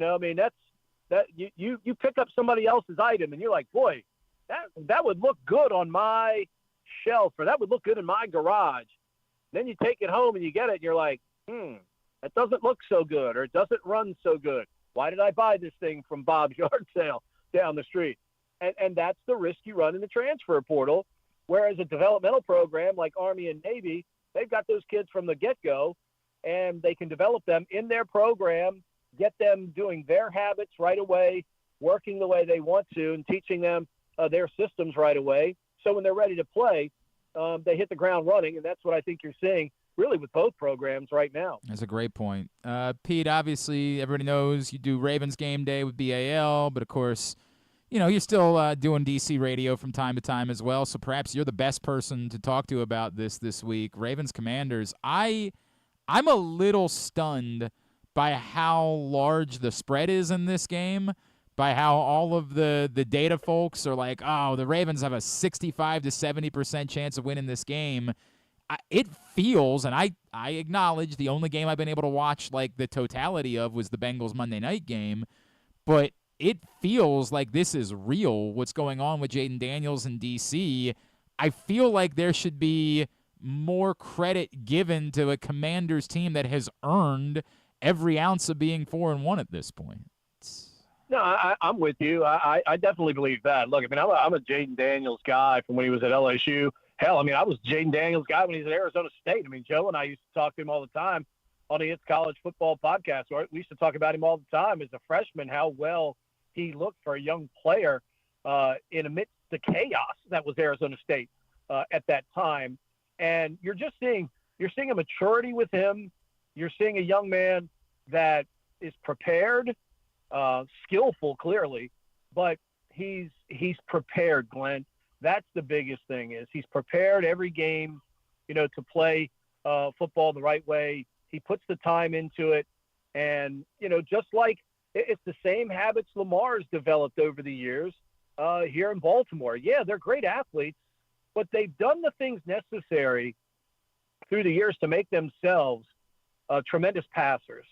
And I think that's the thing that both of them, because of their athleticism, still unfairly don't necessarily get the credit for. Yeah.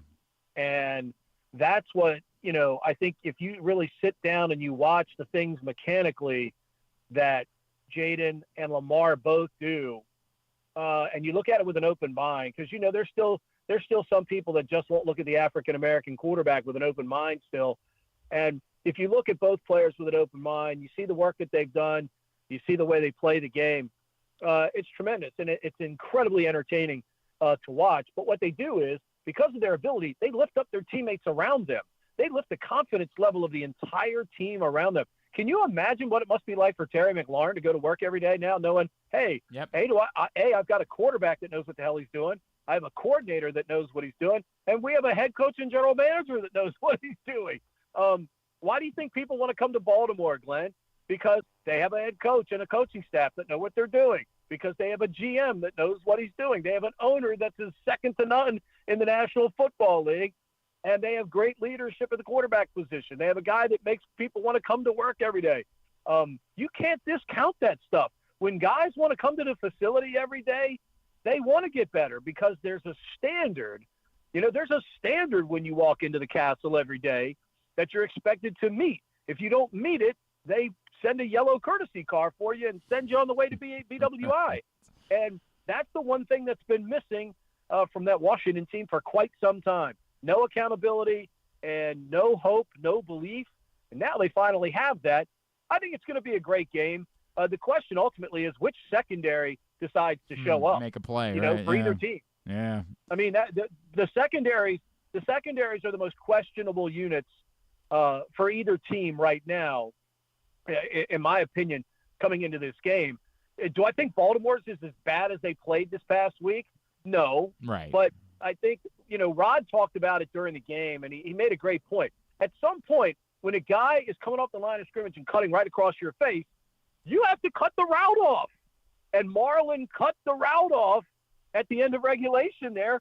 That interception sets up the field goal to tie the game and put it into overtime. So it's a veteran making a great play and saying, we're not going to give you that slant route like we've given you for 3.5 quarters today. We're going to make that play, and we're going to turn the game around right there. Because I believe you can still make plays against Washington secondary.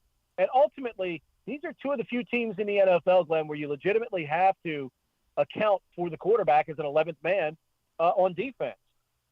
What do the Ravens do with Kyle Hamilton in this game? They love him up near the line of scrimmage, and maybe you have to keep him up around there more because Daniels has that escapability and ability to extend plays just like Lamar does. Sure. So, my man, I always appreciate you, dude. You got a bye week for Navy, obviously. You got anything else that you're obviously you'll be on Sunday, right, for Ravens game day? I will be Sunday. I'm just going to be a dad Saturday. It's kind of weird. Look at you. I like it. Look at you. I dig that. I'm going to be a dad. I'm going to be out on the softball field all day and just be a dad for a change. I like it. That's awesome, man. At Pete Medhurst, as always, is where you follow him. We got to do it more frequently. Love you, brother. Appreciate you. Thanks for hopping on this morning. You got it, pal. Anytime. Have a good one. Great Pete Medhurst, Navy play-by-play voice. Of course, WBAL for Ravens game day on Sundays as well. And as I mentioned, at Pete Medhurst on Twitter is how you follow him. Let's just keep rolling right along. This is going to be one of those shows that we'll figure it out later. We'll figure out what I missed and how we make up for it at another date. That's the way that that'll happen. Today's show brought to you, or just a reminder, speaking of game day, that Project Game Day returns this Sunday, immediately following Baltimore, Washington. Come hang out with us, pressboxonline.com/gameday. And you can chat about it with myself, with Rita, with Super Bowl champion Femi Ayanbadejo, KZ, Stecca, the whole crew. PressBoxOnline.com/gameday. Every game day, immediately following the game, come hang out with us. And it's all brought to you by BetYard AI, Easy Pass, Green Turtle Sportsbooks in Towson and Canton, as well as the Maryland 5-Star and HelpMyGamblingProblem.org. Speaking of the Ravens, our next guest, of course, covers the NFL for SI, and I heard he and Albert Breer talking about the Ravens this week. He is our friend, Mr. Conor Orr, and he's back with us now here on GCR. Conor, it's Glenn in Baltimore. It's always great to catch up with you, man. Thank you so much for taking the time for us. Yeah, no problem. Thanks for having me. Conor, I asked this question just generically. I know they don't have the best record. I realize that, the default is the Chiefs are the team to beat until the Chiefs are the team to beat. But the totality of what has been accomplished, is there a legitimate argument that the Baltimore Ravens are, again, the best performing team in football at this point? I mean, you take it. I can't say that with any degree of confidence. Just watching the way that the Chiefs have been able to win games, watching them, the way that they performed over the last few weeks, would I put them in that conversation with, probably towards the front of the pack of, you group in the Lions, the Vikings, some of these other teams, the Packers that, you would universally kind of see as those top 5-6 teams. Yeah, I definitely put them in that race right now. But and they did play Kansas City tough, so it's a hard conversation to have. But I just can't put anybody else on that plane right now. I get it. I completely understand that. And my eye test, my dumb guy thing would say, yes, of course, that's the way that it goes. It's odd to me, it's not just, I know what ESPN's FPI has the Ravens at number 1 now, and some of the data folks, based on EPA, will have the Ravens at number 1. And I do struggle with that only because I feel like we need to talk about their pass defense, which hasn't been very good. I think it's better than the way they've performed. I think some teams have just said, hey, we know we can't run against the Ravens, so we're not even going to try, and that's led to some lopsided pass numbers. But I do think that part of the conversation matters and is a legitimate concern about the Ravens after 5 weeks. It's a legitimate concern, but you also have to look at the tenor of some of the games that they've been in, and I think there were probably some missed opportunities for the Ravens to play games the way that they wanted to play them. And I think that stylistically, they're built to not have kind of these games that we had against the Bengals last week where it's just a complete, blow the top off the thing explosion and everybody's just slinging it down the field like it's a Sun Belt conference game, and I don't think it's generally supposed to go like that. Obviously, I mean, I don't think Harbaugh would want to play football like that. But as they settle into their groove, they get everybody acclimated. I think they're going to be able to play their style of football and and take some of the pressure off of that secondary as well. I think you're right. I think you're right about that, and I think that we saw that obviously in the Bills game, and that's more of what they want to be. But yes, it was not an option for them on Sunday, and some of that of their own doing. Conor, speaking of Sunday, and I saw you guys talking about it the other day, the Lamar Jackson thing. We are. In this country, in this society, we are slaves of the moment. We are guilty of recency bias. We are largely guilty of hyperbole at every opportunity. But I can't get over. And we saw Josh Allen make an incredible play in Baltimore just the week before that. Just an unbelievable, similar without the fumble but a longer throw. I can't escape how absurd it is that occurred in an NFL game. It's nuts that Lamar Jackson is able to do that. Yeah, I think you're right, too. It's you have to, and that's what I was trying to do on our podcast, is okay, but seriously zoom out and tell me any other time that you've seen something quite like that. And I'm sure people can come out and they can, show me things that, may look and feel the same way. And, Albert had brought up a good point about, well, the stakes aren't necessarily that high. It's week 5 or whatever. But I think you remove all that from the equation, and it's still one of the best plays I've ever seen a quarterback make, period, because it exhibits all of the biomarkers, right? It's like athleticism, accuracy, poise, all those things. And it's sort of like an Olympic floor exercise where you have to like exhibit all the strengths of the position in one play. And that showed it for me, Yeah, it's the all around, right? Like that really is that is the way of comparing it. And like it's funny because I was talking to a couple of his teammates last night, and they're like, it's crazy.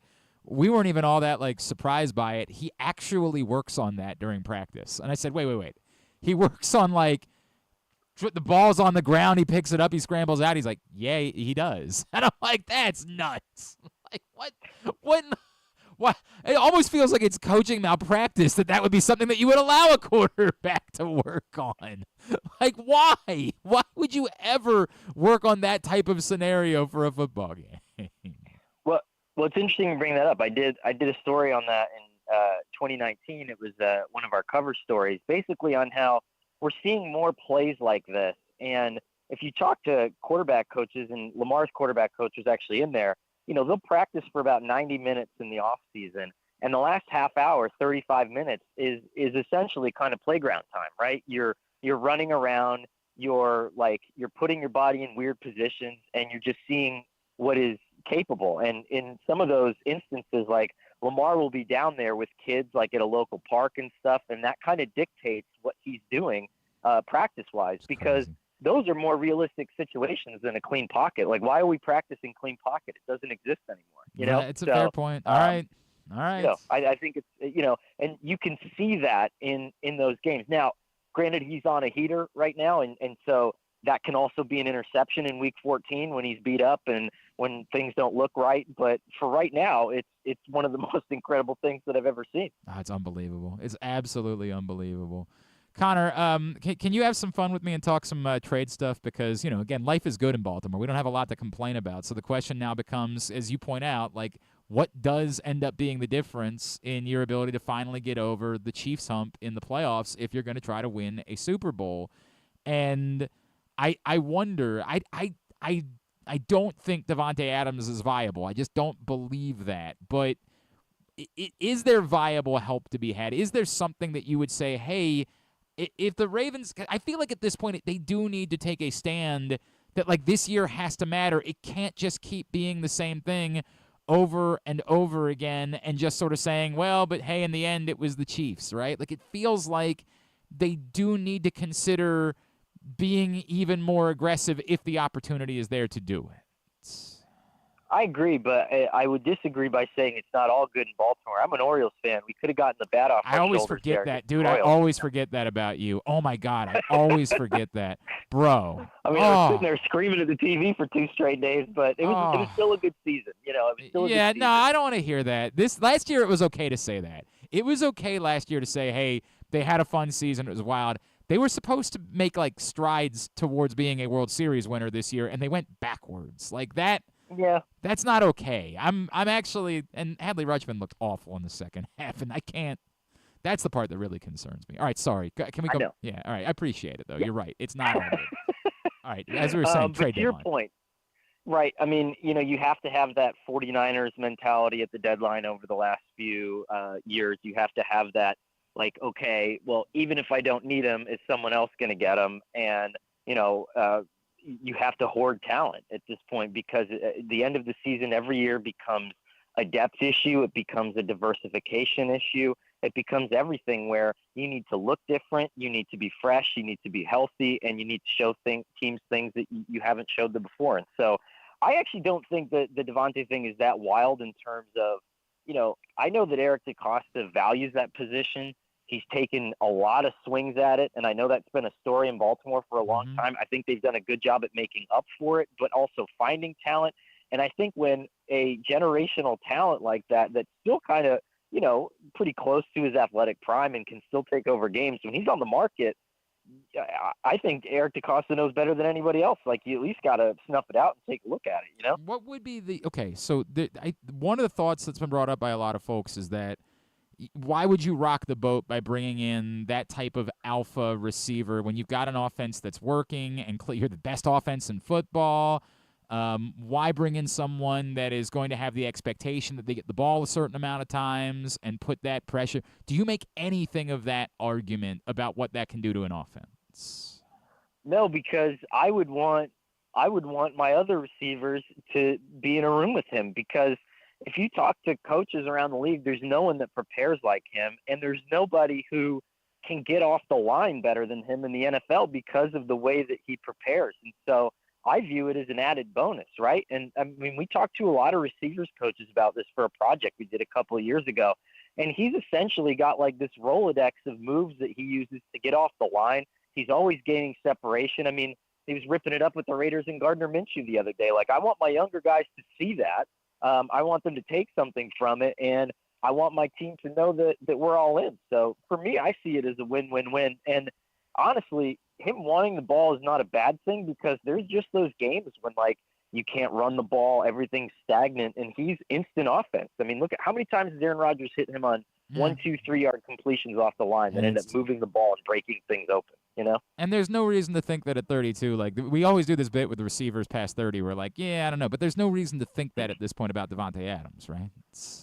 I mean, he looked great in the games that he was quote unquote healthy for this season, and I think he'd be probably be ready to roll if he gets the trade that he wants. Would it be your priority? Like, if you were the Ravens, would you is wide receiver the difference versus, as I brought up earlier, like trying to do something? If the Jets can't figure it out with a new coach and Hassan Reddick, or if this isn't a sign of the Cardinals turning around and they maybe put Budda Baker right out on the. Would be your priority be, hey, you're beating the Chiefs by scoring more points, upgrade offensively, or would it still be, hey, there are more questions on defense, particularly pass defense, try to do that? You could put Amari Cooper into that conversation too. Yeah, sure. But I think honestly, it's and I would guess that this is the GM's mentality and probably good coaches like in Baltimore, right?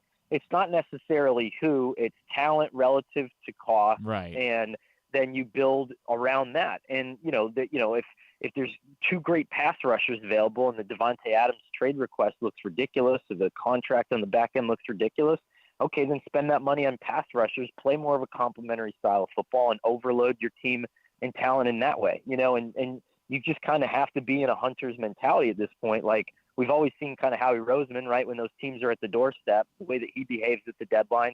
Baltimore certainly can get into that habit, and so I would like to see them kind of treat it the same way, Yeah, and they've obviously the Marcus Peters deal a few years ago is a great example of where, like, okay, I mean, if you're really gonna let this guy be available for a 5th-round pick, sure, we'll take him off your hands for you.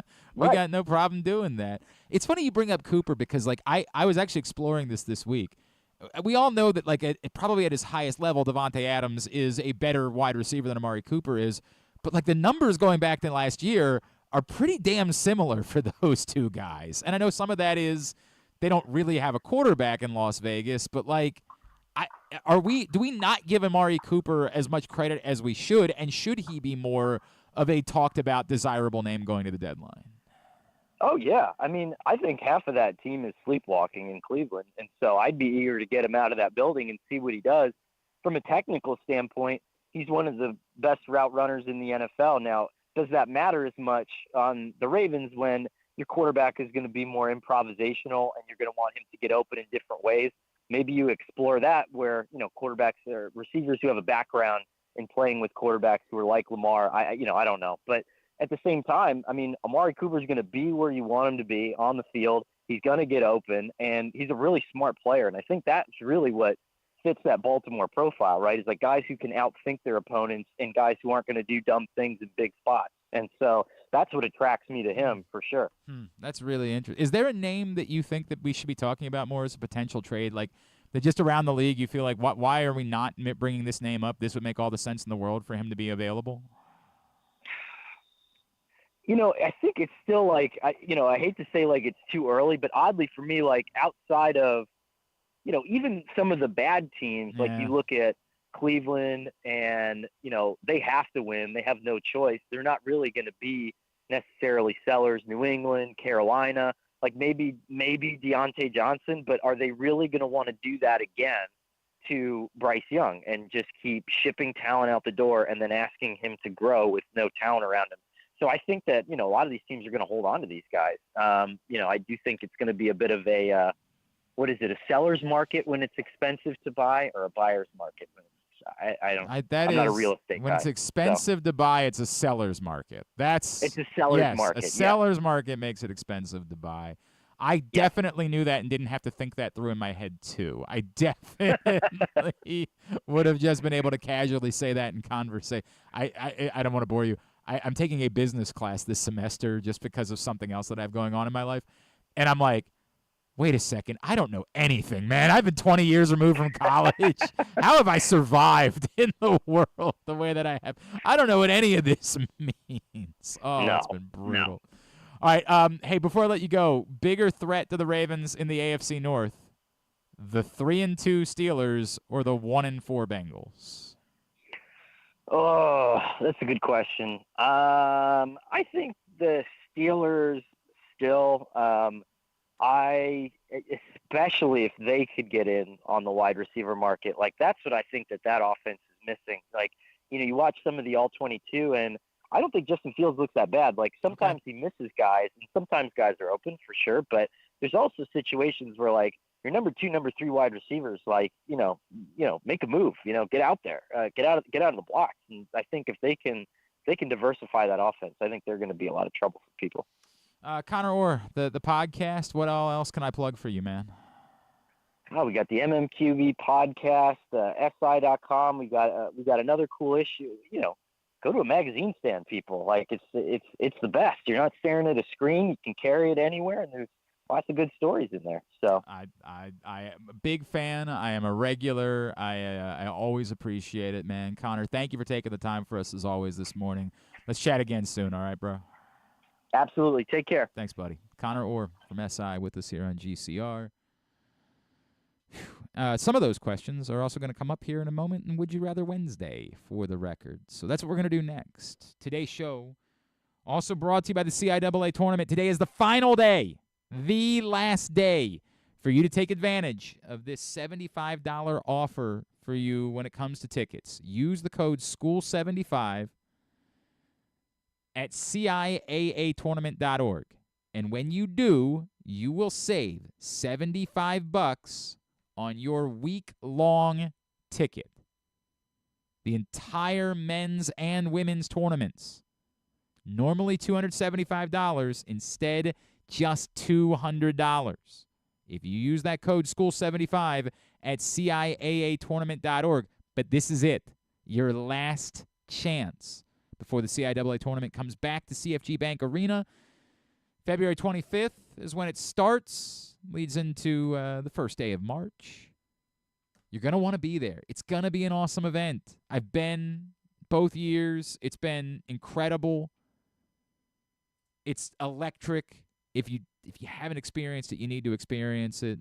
And you can save $75, again, using the code SCHOOL75, CIAAtournament.org. Would You Rather Wednesday is next. Glenn Clark Radio.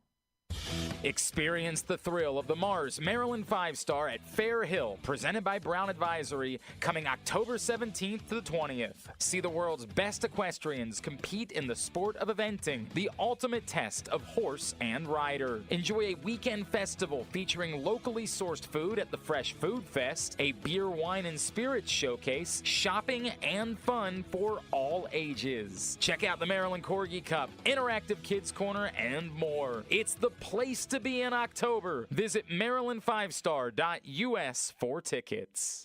Treat yourself and taste the Baltimore tradition that is the legendary Costas Inn. Hey, it's Stan the Fan Charles. For over 50 years, the Costas Inn has been a Baltimore original, dishing out their legendary fat, delicious, award-winning crab cakes and steamed crabs. It's crab season, so sit back and crack some crabs while watching the Birds pursue another divisional title on Costas' 15 TVs. On Monday night, the Costas Inn offers their half-pound jumbo lump crab cake with 2 sides for under $30. So head on down to the Costas Inn today at 4100 North Point Boulevard or visit them at CostasInn.com.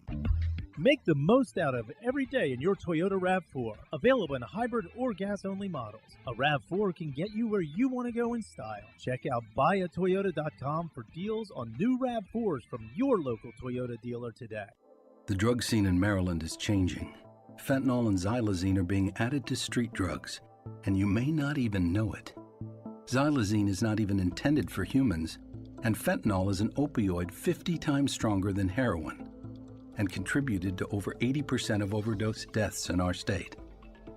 Anyone who uses drugs, even occasionally, is at risk of overdose. To learn more, visit stopoverdose.maryland.gov or call or text 988. The votes were all counted, and the results are official. Royal Farms was named #1 for food in the USA Today 10 Best poll, receiving more votes than any other convenience store chain in America.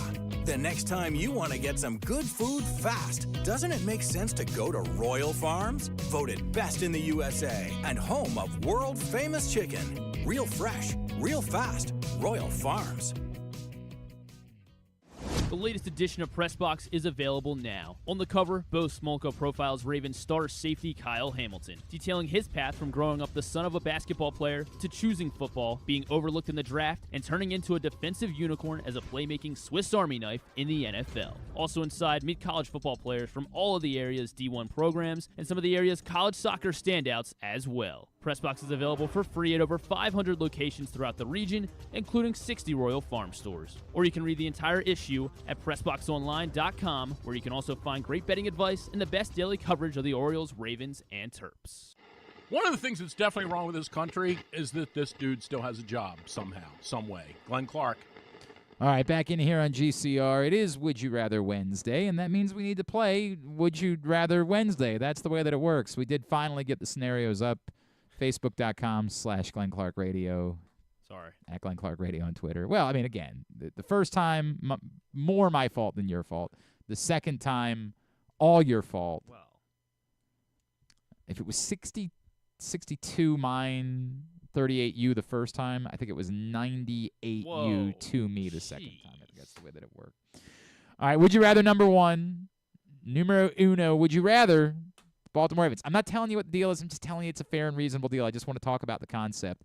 The Baltimore Ravens do make one trade before the deadline, and it's either bringing in Amari Cooper or it's bringing in Hassan Reddick. I mean, how could anyone trade for Hassan Reddick right now? Well, you do get the promise that he's going to play. Oh, you get the promise? Okay. Yeah. I mean, he does agree that he'll play.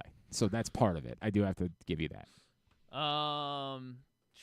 Hassan Reddick. So what did he do last year? And how old is he now? He's Hassan. I mean, I guess they're both 30 plus. No, Hassan Reddick's young, isn't he? Or youngish. Hassan Reddick's 30. Okay, and Amari Cooper's older than that. I would assume that feels like he's been around. I know. Forever. I know. That's until you find out that he got in the league. Now, Hassan Reddick is also 30. Or sorry, Amari Cooper's also so they're 30. Both 30. They're both 30. They're both pending. I mean, they're both pending free agents. It's like, is the quarterback play in Cleveland so bad? Like, and that's that's why obviously. Amari Cooper is still. This is the part that blew my mind. And we just talked about with Conor Orr. Like, you convince yourself that Amari Cooper stinks, right? Because you're not playing. You don't want him in fantasy. And to be fair, this year in particular, the numbers have been probably a bit more depressed, right? So just for the record, as I bring up Amari Cooper's numbers, this year he has just 20 catches for 208 yards and 2 touchdowns. But just a year ago, in 15 games, 72 catches for 1,250 yards and 5 touchdowns. Just for the sake of the conversation, Davante Adams numbers in the same time frame, because this is kind of how this started. As I was like, so Amari Cooper being cheaper than Davante, almost certainly being cheaper than Davante Adams. Davante Adams numbers this year: 18 catches, 209 yards, 1 touchdown. Again, in just 3 games, he hasn't played in 2 of them. I understand that. Last year, 103 catches, but for just 1,144 yards and 8 touchdowns. The two have been almost exactly like the same production since the beginning of last season. I think Is there a cost in these, or we're just? I'm just saying reasonable. I Okay. don't really want to. Okay. I don't want to get lost in the sauce on that for yeah. this one. That I think I have to lean defense just because the offense looks good, and I get it. Having an embarrassment of riches can only be a good thing, especially when it gets to week 14, 15, 16, 17, and guys are all banged up, and everyone's popping up on the injury report. So it'll be good to have more cooks in the kitchen, I guess, offensively. But I think the defense seems like it needs help right now. So if you're making a trade on the week of October 9th, I think you have to lean towards. I think you got to lean towards the defense, and assuming Hassan Reddick's going to play, and he's going to be Hassan Reddick, and hopefully, once he does get to a new place, if that being Baltimore, he's got something more to prove, and you do get Hassan Reddick plus as well. So I think Hassan Reddick, all the other extracurriculars aside, I think Hassan Reddick is probably the answer. I think Hassan. most people are going with Hassan Reddick. I am convinced though that more of that, like if we did the same thing with Davante Adams, it would be different. We're getting way more Hassan Why not all Reddick. three? I also think what's interesting is what is the impact of Hassan Reddick not playing, right? Like what impact does that have? So you get a fresh. Well, no, I'm always going the other way. Like, is he immediately ready, or is there a I'm sure Hassan Reddick is training. I'm sure he's. Right. He's not but, eating McDonald's. But we don't know that. We haven't seen him.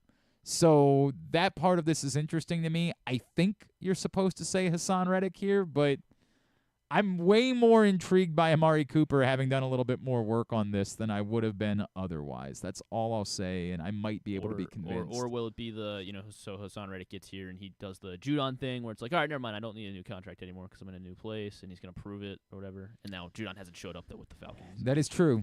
Well, that is true. The Falcons are getting pressure, but they're not getting sacks. Yeah. That's the Number 2, would you rather bet everything you have, as I just brought up, on the 1-4 Bengals to make the playoffs, or on the 3-2 Steelers to make the playoffs? Same odds. I mean, Mike Tomlin doesn't have a losing record. I understand that. He also doesn't have an offense. Yeah, and they're 3-2. And I understand that. So I think this is a no-brainer. You think this is a no-brainer? I think it's got to be the Steelers. I can't go against the Steelers to not stumble into 10 wins. I am the exact opposite. I will go to my. I think the Bengals break are a this down. threat. I'll break down. The each Bengals schedule. are a threat, and the Steelers are not. The Steelers' schedule gets dramatically more difficult, but part of that is they also still have 2 games against the Ravens on their schedule, and as we've seen, the Ravens have not always gotten the job done against the again, that even the depressed. Well, I don't think it favors the Steelers. They're at not Oakland, Vegas. Vegas, right? By the way, they never play them well. First of all, what you're going to say is, well, they should win that game. I don't know which is the better team. What I know is that the Steelers have the best they have the best unit of either of the teams in that and game. Davante's not playing this week. They already said that. Okay. Yeah, so that gives you reason, right? But the Giants in there, they host both the New York teams back to back. So who knows if the Jets are good? No idea. But who knows if the Steelers are good? Is Mike Tomlin coaching? You keep saying that it's the end all be all. So I'm making this a bet on Mike Tomlin. That's what I'm betting on. I understand the thought process. Hang on a second. I'm not touching a 1-4 Bengals team. That doesn't defend. I agree about their defense. The defense part of it, I 1,000% agree about. But that's the same thing about the Steelers' offense. They don't have one. The Bengals at 1-4 are still. They're at the Giants. They're the number 9 team in ESPN's FPI. The Steelers are 10, 11, 12, 13, 14, 15th in ESPN's FPI. For the record, the Steelers' strength of schedule, they have the seventh. They have the 7th most difficult schedule the rest of the way, whereas the Bengals have the 29th most difficult schedule the rest of the way. I'm still gonna bet on the Steelers. You're betting on Mike Tomlin. I am betting on the Cincinnati Bengals. I'm still figuring out a way to make the playoffs. And then number 3, it's complicated. Are they the same? Are they both the same odds right now? No, they're not. Okay, no, I'm creating that for the scenario. I just wasn't sure. Why, you want to go over and throw some money? No. Griffin's always looking for an excuse to light a little money on fire. You know that. You give him a chance. He's hey man, You do know me. I've been in those shoes before. I promise you. I know a thing or two about that. I had the under on what 6.5 in the Utah hockey and. Oh, what was I don't know. There's no chance in hell that they were playing the Blackhawks. Yes. Yeah. So I took the under. Yeah. And it was 3-2 late in the third period. Yep. So all I needed, just make sure the Blackhawks don't score. Yep. And so with 40 seconds left, we get a goal. It is the Utah Hockey Club, and it's like, all right. Oh, so it's 4. So it's 4-2. It's 4-2. Like we're not going to get overtime. Like it's all right. They go back to the faceoff. 20 seconds later, Utah scores again. And now I can't sleep. You know what? I hate the Utah Hockey Club because I have to. Like I have no choice. Like why do you have to? They stole my team. Oh, that's right. Okay. What are you talking okay. about? Sorry, I forgot. They stole my team. Forgot the sons of logistics. bitches. Actually, it's very difficult to hate it because the Coyotes are such a disaster that I get it. Like, I get why at some point the NHL had to say, "Look, man, we tried everything we could." I don't know why. I mean, to keep this team here. Are they going to go the full season as the UHC? That's the plan. Is that they don't want to rush into a name. Everybody loves Yeti. They want to give.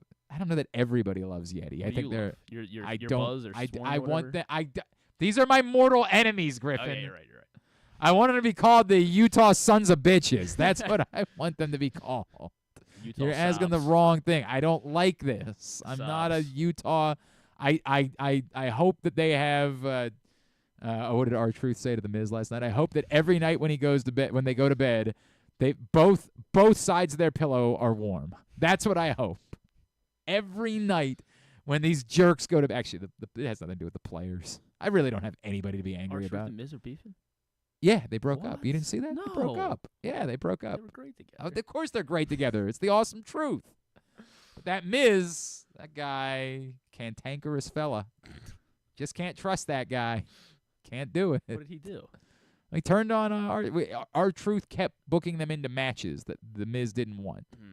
Because the Miz gotta be active champs. They lost the belts. They haven't been the champs for a little while. And so R-Truth kept saying, "Oh, I got us a match." And the Miz was like, "I didn't want that. I don't want to." He doesn't want to work. Yeah, I mean, he's a little advanced age in his career at this point. Right. So he was angry at R-Truth, and he took it out on him. He attacked him. He got beat up by Pat McAfee. He's taking a lot of. Yeah, there's a lot going on there. So, yeah, that was a great tweet from R-Truth last night because apparently yesterday was the Miz's birthday. And so he sent him a greeting saying, "I hope that every night when you go to bed, both sides of your pillow are warm." I was like, oh, that's good. That's a good one. I think he also said, "I hope you find little Rice Krispies in your underneath your blanket or something like that." Does he eat Rice Krispies in bed? I don't know. Just whatever it was.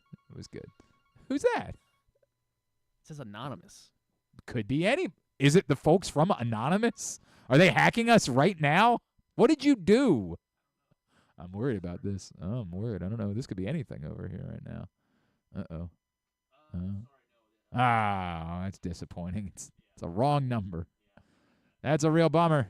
Real bummer. I was like, this could be anybody. All right, number 3, would you rather? I've seen the future. The Padres are going to win the World Series. Who am I betting on tonight? Stop. The Padres are going to win the World Series. Oh, okay. All right? So and after they do, Manny Machado is going to walk in and beg them to trade him back to Baltimore. Wow. And the Padres were actually trying to slash some payroll, so they're going to do it for next to nothing. Wow. But only if for the next 12 months, everywhere you go, every room that you walk into, every place where you arrive, you make your entrance in the incredibly cringe way that Elon Musk entered the rally the other day, where he, like a bubbling buffoon, comes in leaping in the air like he's a 6-year-old, putting his "Hi guys, I'm a real boy," like that doofus. Everywhere you go, you have to enter just like that for 12 months.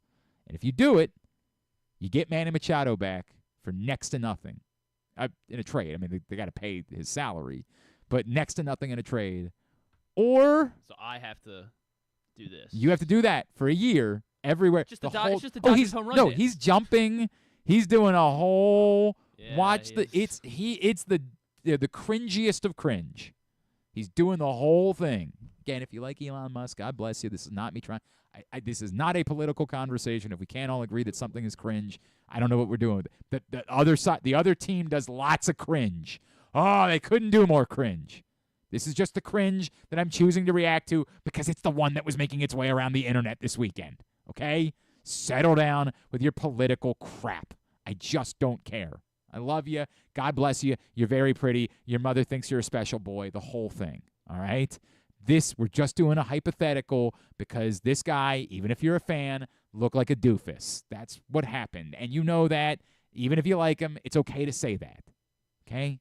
Thank you. I'm sorry. Anyway, for a year, all of that. Everywhere you go.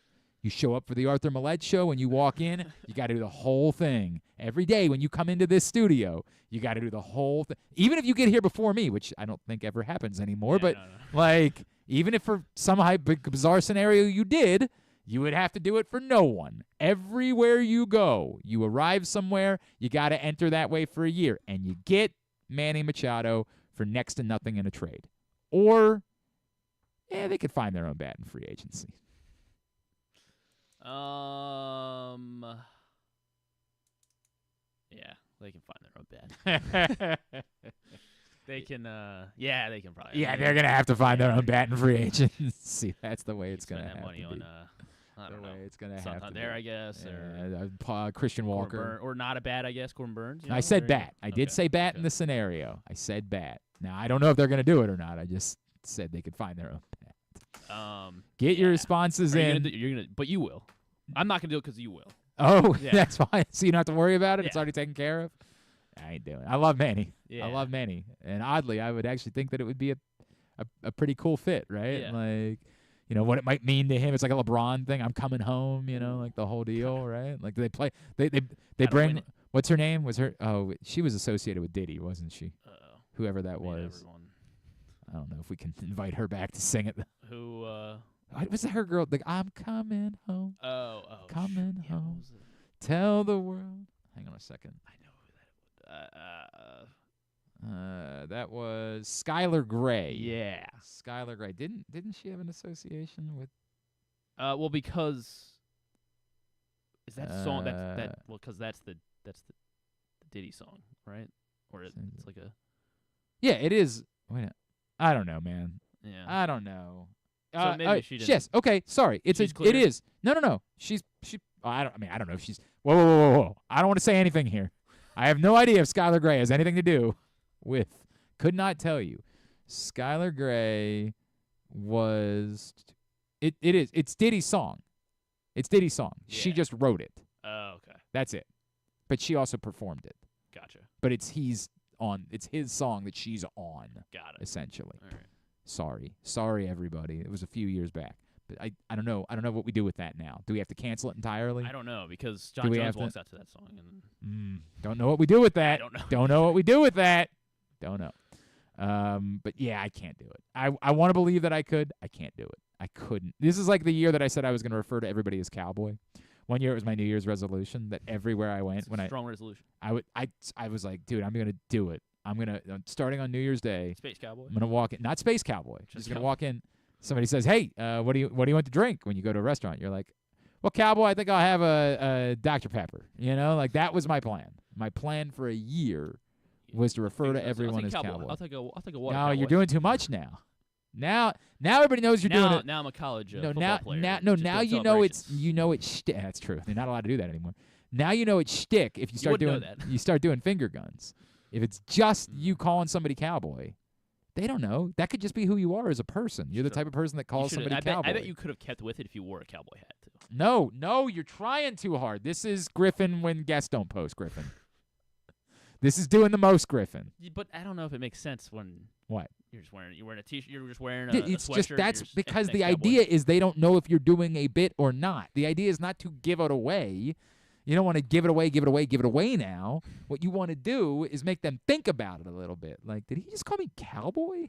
But they don't want to say anything yet because Is that weird, or is that like a normal thing so that when you people say call? everyone, so you mean everyone? See, anywhere you go, or you just mean like you have kinda you have an interaction with somebody. Yeah. Instead of saying sir or dude or or hey man, whatever, like thanks, you just say it's cowboy. You call him cowboy. I think it would be a great bit, and I would love to do it, but I just couldn't. I got through maybe 2 people. Start now. No, you got to start on January 1st. Well, am I getting Manny Machado or not? Special if I'm getting Manny Machado back, then yeah. Okay, so I'll call everybody cowboy so for you don't a have year. to do the. If I can get out of the other thing, then I would do it. I'll call everybody cowboy for an entire calendar year. What's going on, cowboy? Our boy Johnny's in. He wants to know if it's minestrone today. What is the soup guy's bit? I don't, dude. I kind of like it. If your bit is good, I'm happy to be on the bit. I just don't know what the bit is. And it would have made sense back when I wore hats, because it was like, do you get they give you a bowl of soup with that hat? I don't wear hats anymore. What's a bowl of soup with that hat? Oh, it's from Caddyshack. Jesus Christ. I don't know what the bit is any longer. So maybe it's a very funny bit, and I love very funny bits, but I don't know what the bit is. So you're going to have to explain your bit. Sorry. And then it makes it no fun, because you have to explain the bit, then it's not funny. This is what happens when you. This is again mostly on you. Mostly on you today. Well, get your responses in for Would You Rather Wednesday at Glenn Clark Radio on Twitter. Somebody, or Facebook.com/Glenn Clark Radio. Somebody will be chosen to win a $30 gift card. Yes, the ante has been upped to $30 from Glory Days Grill. Get your responses in right now. We come back in, we'll get Tidbit, we'll get Tubular, and segment number 1 of the Arthur Maulet Show with Justice Hill. That's all on the way. It is a Would You Rather Wednesday edition of Glenn Clark Radio. Brace yourselves for an unparalleled in-person betting experience at the Green Turtle Bet Park Sportsbook and Bars in Canton and Towson. Experience the thrill of live betting with Baltimore's only state-of-the-art Vegas viewing TV experience. Choose between our on-site tellers or the convenience of our self-bet kiosks to place your bets. Gather your betting buddies and head over to the Green Turtle Bet Park Sportsbooks today. Green Turtle Bet Park Sportsbooks in Towson and Canton. The ultimate destination for game day excitement, great food, and live in-person betting. Must be 21. Please play responsibly. Gambling problem? Go to mdgamblinghelp.org. Hey Baltimore, it's number 10, Arthur Maulet, and I'm hoping you'll slot us in all season long for the Arthur Maulet Show. We will be traveling around the region all season, giving you the chance to get to know me and my teammates. There will be some football talk and a lot more. You can watch this show live on Pressbox's Facebook and YouTube pages and listen every Friday night on 105.7 The Fan. Find out more at PressBoxOnline.com/Maulet. The Arthur Maulet Show, the only show in town that's a work of art. The next Arthur Maulet Show is Wednesday, October 23rd at the Gourmet inside the shops at Kenilworth. It's brought to you by 1-800-GAMBLER and Easy Pass. Whether your focus is luxury and comfort, convenience and technologically advanced connectivity, or sporty performance and aggressive styling, we've got the perfect Highlander for you. Check out buyatoyota.com for deals on new Highlanders from your local Toyota dealer today. The ultimate fan experience awaits you at Sports and Social Maryland. See how we're raising the sports bar with our massive 100-foot media wall featuring 40 HD TVs and a 47-foot big screen. Bet on your favorite teams and this year's biggest events at the FanDuel Sportsbook while enjoying your favorite beers and cocktails, plus our delicious takes on bar food classics. Visit Sports and Social at Live Casino and Hotel Maryland at Arundel Mills. Must be 21. Gambling problem? Call 1-800-GAMBLER. The drug scene in Maryland is changing. Fentanyl and xylazine are being added to street drugs, and you may not even know it. Xylazine is not even intended for humans, and fentanyl is an opioid 50 times stronger than heroin, and contributed to over 80% of overdose deaths in our state. Anyone who uses drugs, even occasionally, is at risk of overdose. To learn more, visit stopoverdose.maryland.gov or call or text 988. Gambling can be a fun and entertaining experience, but there are risks involved. If you're planning on betting on the game at the casino or on your phone or computer, know your limit, stay within it. Set a budget and a time to stop. Remember, gambling isn't a financial solution, and it doesn't mix well with alcohol or drugs. Know the risks and have a plan before you begin gambling. For free and confidential services, call 1-800-GAMBLER 24/7 or go to helpmygamblingproblem.org.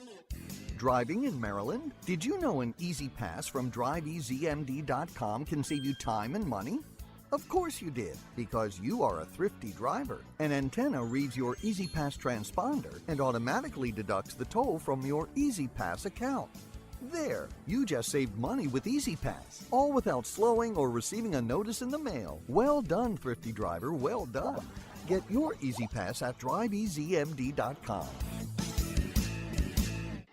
Contrary to what some people believe, I actually like this guy when he sleeps. Glenn Clark, talking sports. All right, we are winding down for a Wednesday edition of the program. We'll get you segment number 1, Arthur Maulet and Justice Hill in just a second. Today's show has also been brought to you by the print issue of Press Box. 1 week warning. This is it. Then it's gone, Daddy, gone. That Kyle Hamilton issue will be gone. You can always read it at PressBoxOnline.com, but you can still go get the print issue at your neighborhood at Royal Farms today. You ready for a tidbit? Have you ever thought of taking a cruise to these wonderful destinations with sunny skies and beautiful beaches? Well, wait no longer. We're ready for you to cruise from the Cruise Maryland Terminal. Have a little phrase that you can go from baggage to margarita in about 15 minutes. Choose fun with an array of destinations, onboard activities, entertainment, and world-class cuisine. Contact your travel agent and book your cruise today. Let your adventure begin. All right, what you got? Tatis has been just kind of freaking ridiculous. He's got like a 1.9 something It is crazy, OPS. isn't it? Yeah, so far through the postseason. It's the other thing everybody was talking about last night. Also, the scenes in San Diego are just, it just looks like a movie out there. Like they're so into the team. They're all wearing the same. It's wild, man. He has 4 home runs through the first 5 games of the postseason and has not struck out once so far. Only other player in MLB history to have 4 home runs and no strikeouts over any 5-game postseason span came from 1928 to 1932. Babe Ruth? Not Babe Ruth. Close, though. Lou Gehrig? Yes, Lou Gehrig. Yeah, I was doing the math wrong on the years. Yeah, Lou Gehrig. Only other stretch of 5 games that is the run that Tatis is on. And I guess that's the biggest baseball one. Just that Tatis has been ridiculous. We did not get to it last week, but Kirk had his 500-yard 4-touchdown game, 13th player in NFL history. Oh, Kirk Cousins, that is. I like that you're just going on like a first-name basis with Kirk. Oh, did I not say Cousins? Because you're fellow Creed guys. Like, the two of you might be in the mosh pit together at the Creed show. Think you can do some moshing? Yeah, I guess maybe that's. I just said it quick. Kirko, everybody knows Kirko. Oh, Kirko, that's what you said. Okay. Kirko. Kirko. 13th player with 504 touchdowns, 500 yards, 4 touchdowns. Yeah. I thought we didn't do that. No. Oh. I mentioned it and then I didn't have like the actual players available. All right. So I didn't know what I had ready. So Ben Roethlisberger. Ben Roethlisberger, yes. He is the 7th most recent. 7th most recent. Jesus Christ. Peyton Manning. Peyton is not on this list. They're recent. So I guess Mahomes. Nope. Burrow. Joe Burrow in 2021 against Baltimore Ravens. Oh yeah. It was the day after Christmas. I do remember that. Yeah. Was that Josh? That was before the return game. Yeah, I do remember that. That was Josh Johnson's first start, I think. Yeah, I think you're right. Yuck.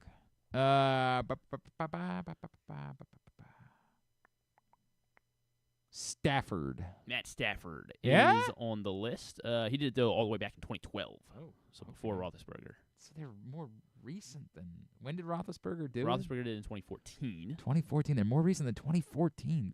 Christ. Josh Allen. Joe Burrow was he was the most recent before Kirk. He was so between 2021 and 24. A bunch of guys did it. It was very popular. 4 guys did it. 4 guys did it between 2015 and. How about Drew Brees? Drew Brees did do it in 2015. Okay. Aaron Rodgers. Rodgers! He is not on the list. Yet. True. Man,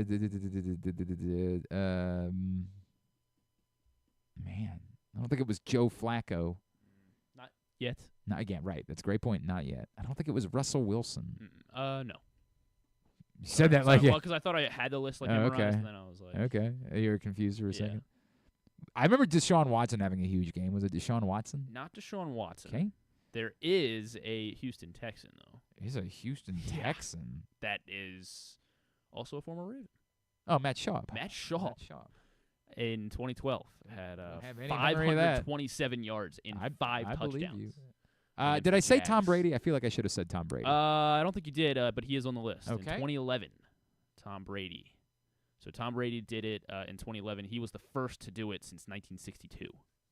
Somebody did it in 1962? He was the third to ever do it. They didn't throw the ball like that in 1962. They did on this day. 7 touchdowns, 505 yards. What?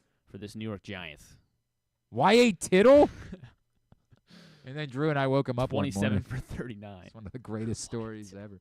We had booked Y.A. Tittle. I think he had a book out or something. And so we had Y.A. Tittle booked, and I called. And, he was not asleep. expecting it, or was he pissed? Or? Oh, pissed doesn't even begin to describe. Like, his wife's trying to, wake him up. And, she's, yelling, "You have an interview!" And he's like, "What?" So he's West Coast. I don't know, man. Oh, no. I don't know what happened there. Or he was just old and it was Sleeping until very 9. I remember saying to Drew, I'm like, "Dude, this is gonna be uncomfortable." And he was like, "Why?" Oh, he I'm like, agreed. He stayed on for the interview. "Yeah, he did it." He finally got on the phone. He's like, "What?" I'm like, "Oh no." Did the interview go okay, or he? You could tell. Okay. You could tell he was not. I mean, it was fine. We had far more One time I disastrous. had 7 touchdowns. Oh, there's one disastrous interview that Drew and I can't talk about because it turned out the person was an awful person. But it turned into weeks worth of content. Actually, that one, and we had a Bob Huggins interview once that was just dreadful. So that interview, or the Morgan's, or when the Steelers were down at the basketball thing that you were talking Oh about. no, that was great content for us. That was tremendous content. Well, I guess these all ended up because we had callers. We had callers that were just they would come in and do their own impressions of. So we had an interview with Bob Huggins once. I think West Virginia was playing Morgan State in the NCAA tournament. We put Bob Huggins on to preview the game, and Drew, I think started with something like, before he asked anything about. Look, in fairness, Drew sometimes it'd be like, "That's your first question." Drew knows sports. What do you think? Yeah. Drew, instead of leading off by asking about West Virginia, who he clearly knew nothing about, the first question was about Morgan. And Bob Huggins had obviously done no work whatsoever on Morgan. It was a close game, wasn't it? He's like, well, no, I don't think it was not a close game. They actually led a Blake Griffin Oklahoma team in the NCAA tournament the following year, by 10 points in the first half. And I was like, and it did not happen. But I remember it was something like, yeah, well, they won their league. We'll look at them. That was the answer. What did you have them on? What day of the week did you have them It was on? a Tuesday, I So this is think. 2 days before they played. Yeah, I mean, something like that. I don't know. And Drew was just so taken aback by how awful the answer was that it never launched. It just never got going from there. It was just a steady downhill. Drew just looks up, and I'm like, oh boy. And I was not And that was the last time Drew asked the first question, or No. Drew normally did the majority. When we worked together, I normally let Drew have the majority. I would just jump in, a little bit to try to point it somewhere. And I don't even know if I bothered on that one. I was just like, you know what, man? I don't know why he said yes. If you didn't want to do it, you could just say no. It's fine. All right, anyway, sorry. Y.A. Tittle was the answer. Yeah. Where are we? So we have Romo. How about Tony Romo? Tony Romo, Tony in fact, Romo! did it the year after Matt Schaub. Phil Rivers. No Phil Rivers. Matt Ryan. Yes, Matt Ryan did it. I think we have 2 left, right? Maybe. Oh, 3 left. 3 left. 1, 2, 3. We have the first guy to ever do it, who did it in He's serious. 1951. Team. He was a Los Angeles. What Los Angeles? A Ram. 1951. That's not Gabriel, right? 1951 Ram. 3 names. Oh, Norm Van Brocklin. Norm Van Brocklin. Yes. First to ever do it. 554 yards and 5 touchdowns. Right, help me on the others because we're running. Against, of course, the New York Yankees. Of course it was. we somehow had nothing on the show today, and we're still running very, very all right, so 2 more. We talked about hygiene for 15 minutes. One did it. Well, you're not going to like this one because he did it in 2020. It doesn't count. doesn't. It's not a thing. And then the other did in 2016. For who? Come on, man. Get okay. it. All right, for fine. what team? For Oakland. 2020? 16. 2016. The hell was the quarterback in Oakland in 2016? You should know this. I should? Yeah. Carr? Yeah. Okay. Derek Carr. 513 and 4 touchdowns. Couldn't remember what year. All right, and Against then the 2020. 2020. He's still with that team. I guess. I mean, He's still with that team. Yeah. He's still with the team that he was with in 2020. He's still with the team, so it's not them. It's not them. 2020. Herbert? Not Herbert.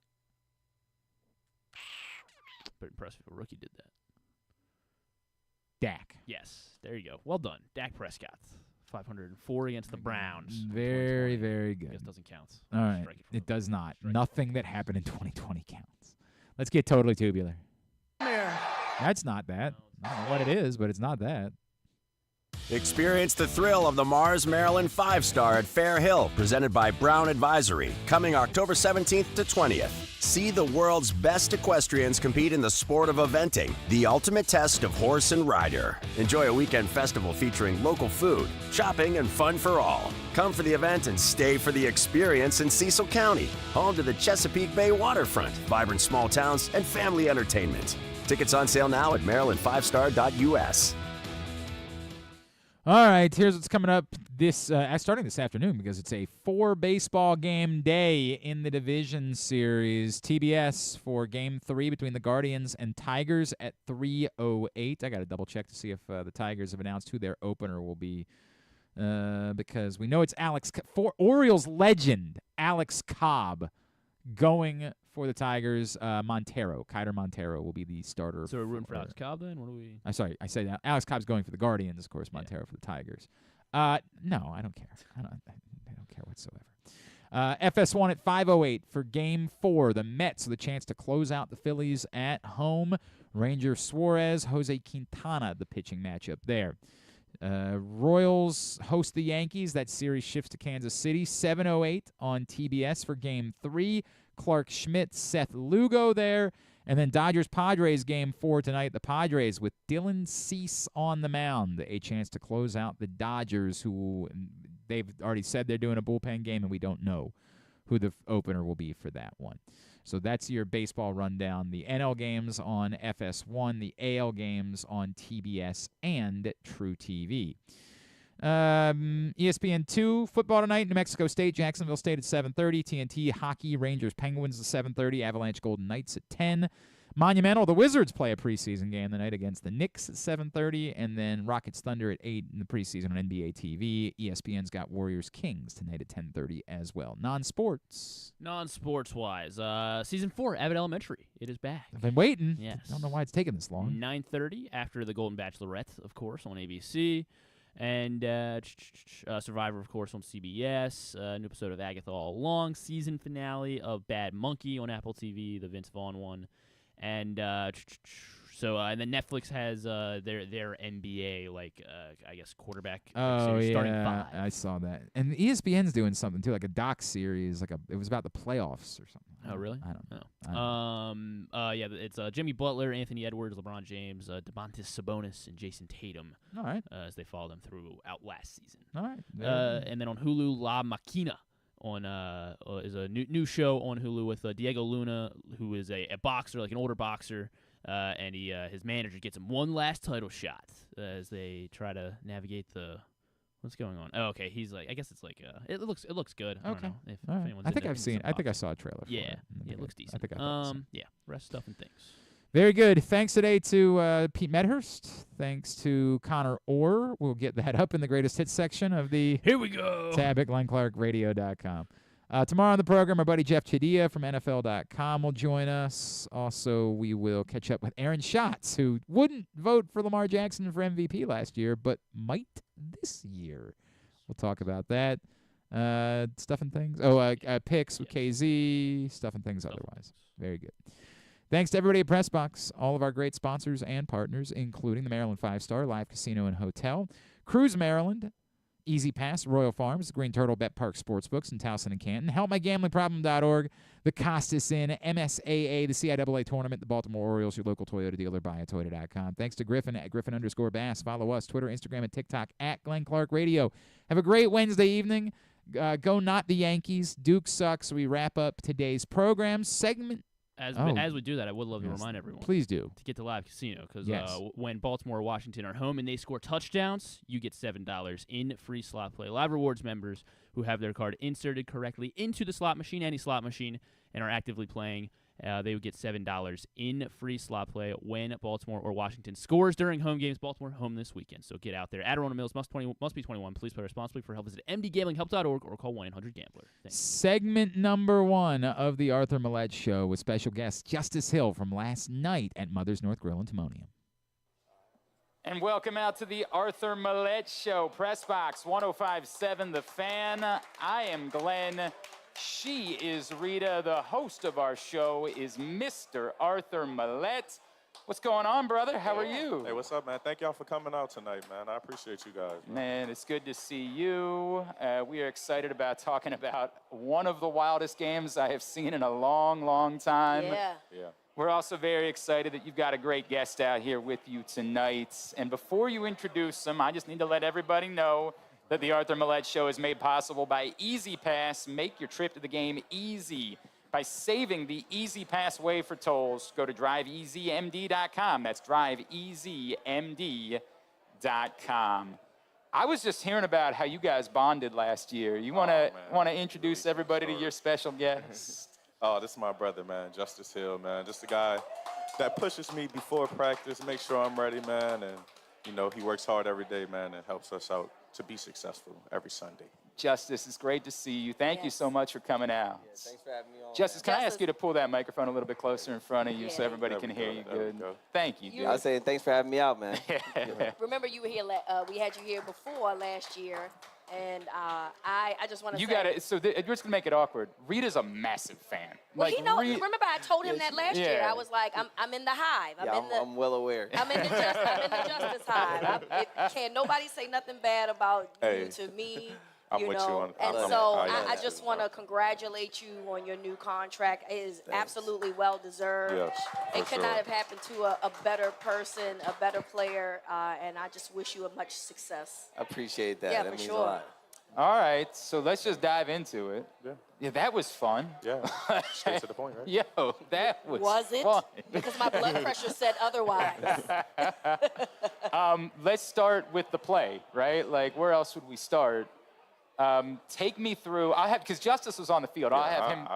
You want to let him go first? Yeah, he got to go. All right, what play we talking about here? You know what play we're talking about. You know the play. One of the greatest plays we've ever seen in the history of I think football. I know what you talk about. You were open on the left side of the field and trying to let Lamar know that you were open, but there was no way he was going to be able to throw the ball to you.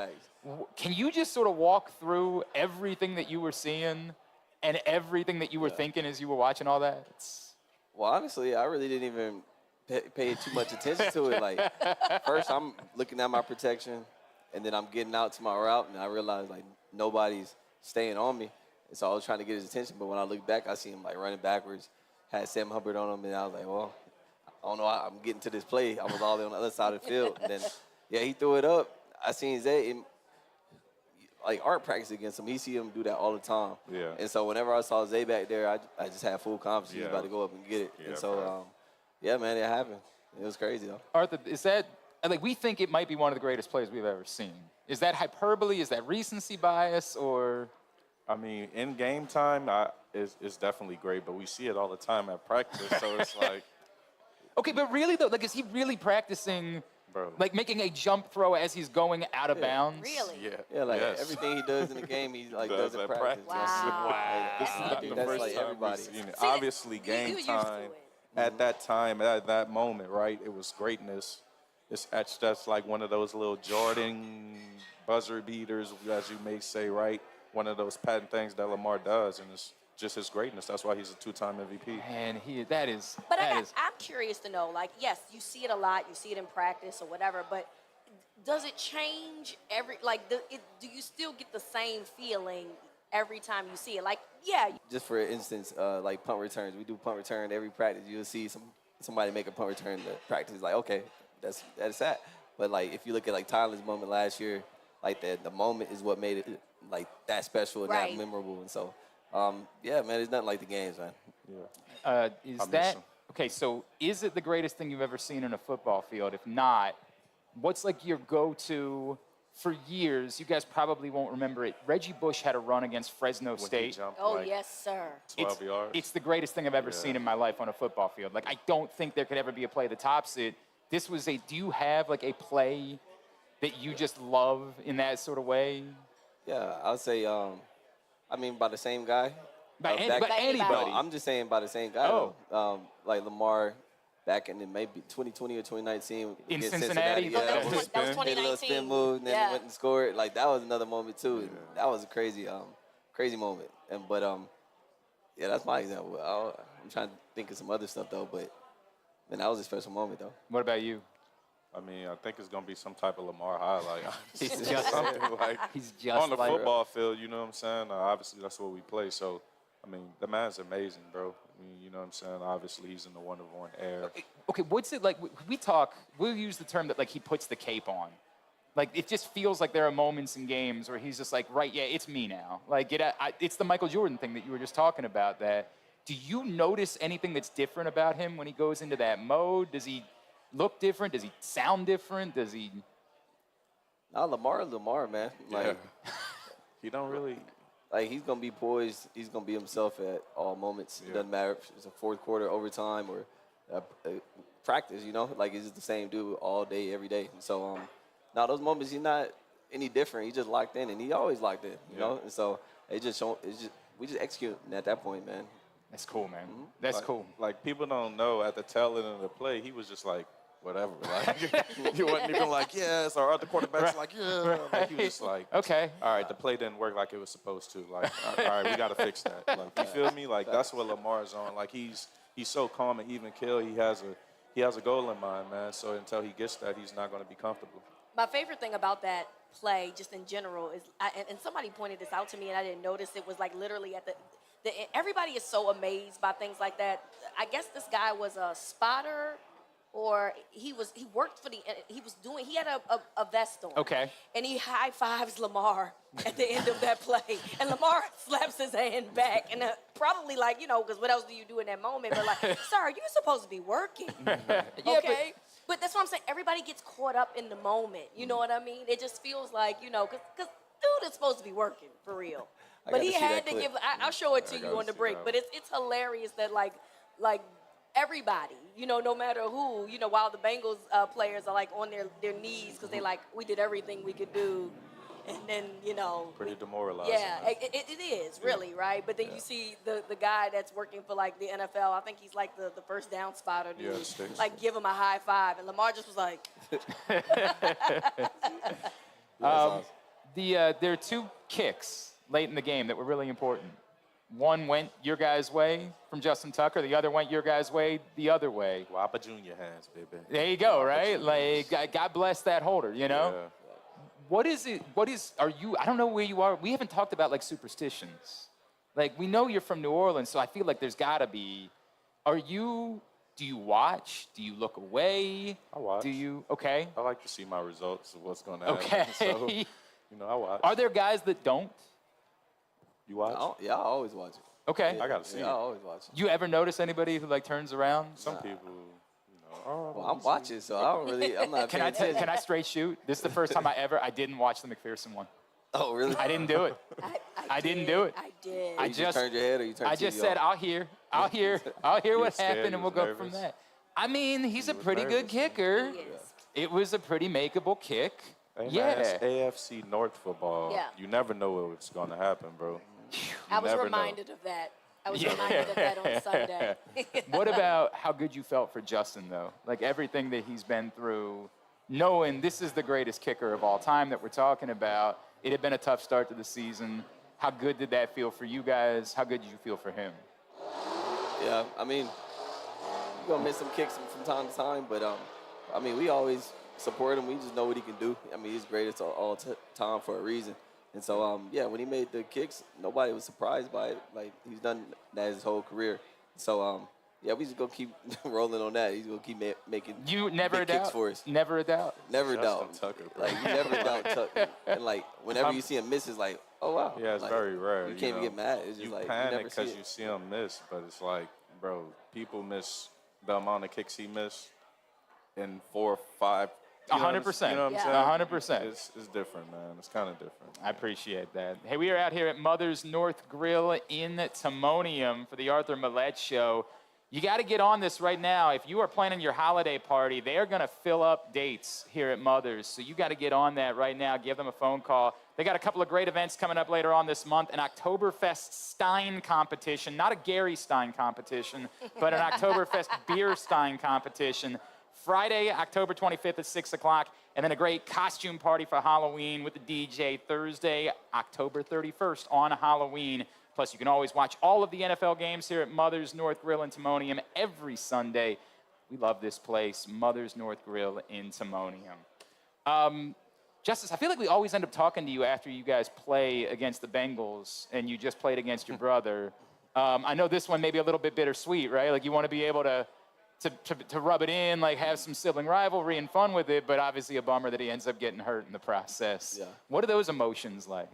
I mean, I really didn't know about it while we were playing, but obviously you just want him to be healthy. Like, you want everybody that you play against or who you're playing with to be healthy, because it's more than just a game, it's your life. And so, but yeah, man, the moment was good. I'm definitely still gonna rub it in. I was gonna say, are you that you still send a text? You still like, hey, bro, heal up, and also. Yeah, I called him, and I didn't really rub it in the first time, but then I called him again. I was like, I rub it in a little bit. But he was trying to say it because he wasn't out there. But yeah, man, it's always great going against your bro and having friendly competition. But we on a nice little win streak. Are you able to get together at all on Saturday night or anything like that, or do you? Yeah. Okay. Yeah, I went over to his crib and hung out with him. My family was up there, so spent a couple of hours. But other than that, man, I'm locked in. All right, so who does your family root for? Is it the home team gets the home the jersey, the split jersey thing? How does this work? How does this work? I think whenever they're in Cincy, they wear Cincy stuff. I mean, I think it's just only right to wear their Raven stuff. But yeah, man. I mean, they just want us to do well. They don't really tell us who they're going for, if they're going for anybody. But yeah, they just want to see the boys do well. Okay. Arthur, we're going to ask the question just this way. How you feeling? I'm good. How was it being back out on the practice field last week? Step by step, man. Step by step. It's I know a process. I know how that goes. Ready to get back out there and help these boys, man. Yeah, man. There's big art out there, man. The important part is that you feel good. Yeah, I feel good. That's the important part. That's the important part. Very soon, man. Very soon. Are you willing to share with everyone how you guys bonded last year? Can I get that story? I know You wanted to say your version? Or? You go ahead, man. You're the storyteller around here, man. Oh, that's crazy. All right, so this is my guy right here, man. One day, I think it was we had just left L.A. We played the Chargers, I think it was, off the bye. I came back with some matcha tea. This is this mushroom healthy coffee alternative. And it really worked for us. I was about to say, do you like it? Because I've heard about it. It's really good. Okay. It's really good. I think a lot of people should try it. I heard it's a good substitute, right, for caffeine, healthy caffeine, right? And it helped us out, stay awake in meetings. And early morning meetings, especially when it get cold outside. It was definitely worth the try. And it was a good process, man. And so you guys ended up both becoming matcha bros. Yeah, matcha bros, man. Matcha bros. That's the way that it worked out. I guess you call it like that. Yeah. And it wasn't a team-wide thing. Nah, it was just me and my guy. The two of you were just hanging out, having tea together in the morning. Yeah. There wasn't a book club involved. No book club, no round table, no none of that, See, I think actually that would be cool. You get together in the morning. What's up, buddy? Did you read chapter 4 last night? You're just taking it too far at that point. Yeah, pretty much. It's too early for all that, bro. They got playbooks. They good enough, One of the cool things from Sunday's game, the breakout game for Charlie Kohler. Oh, yeah. So you got to tell me about this dude, because this dude just seems like the ultimate character. He seems like the funniest dude on the planet. Can we start with the question of the cornrows? I need answers. Justice in particular, you have something to do with how this happened, right? I have a lot to do with it. Please tell it. No, I mean, he was growing his hair out. Usually he buzz cuts his hair every year. I'm like, bro, why are you doing that? Like, no edge up, nothing, just buzz it. But he's been growing it out. And I had braids every 2 weeks. I had a different design, different style.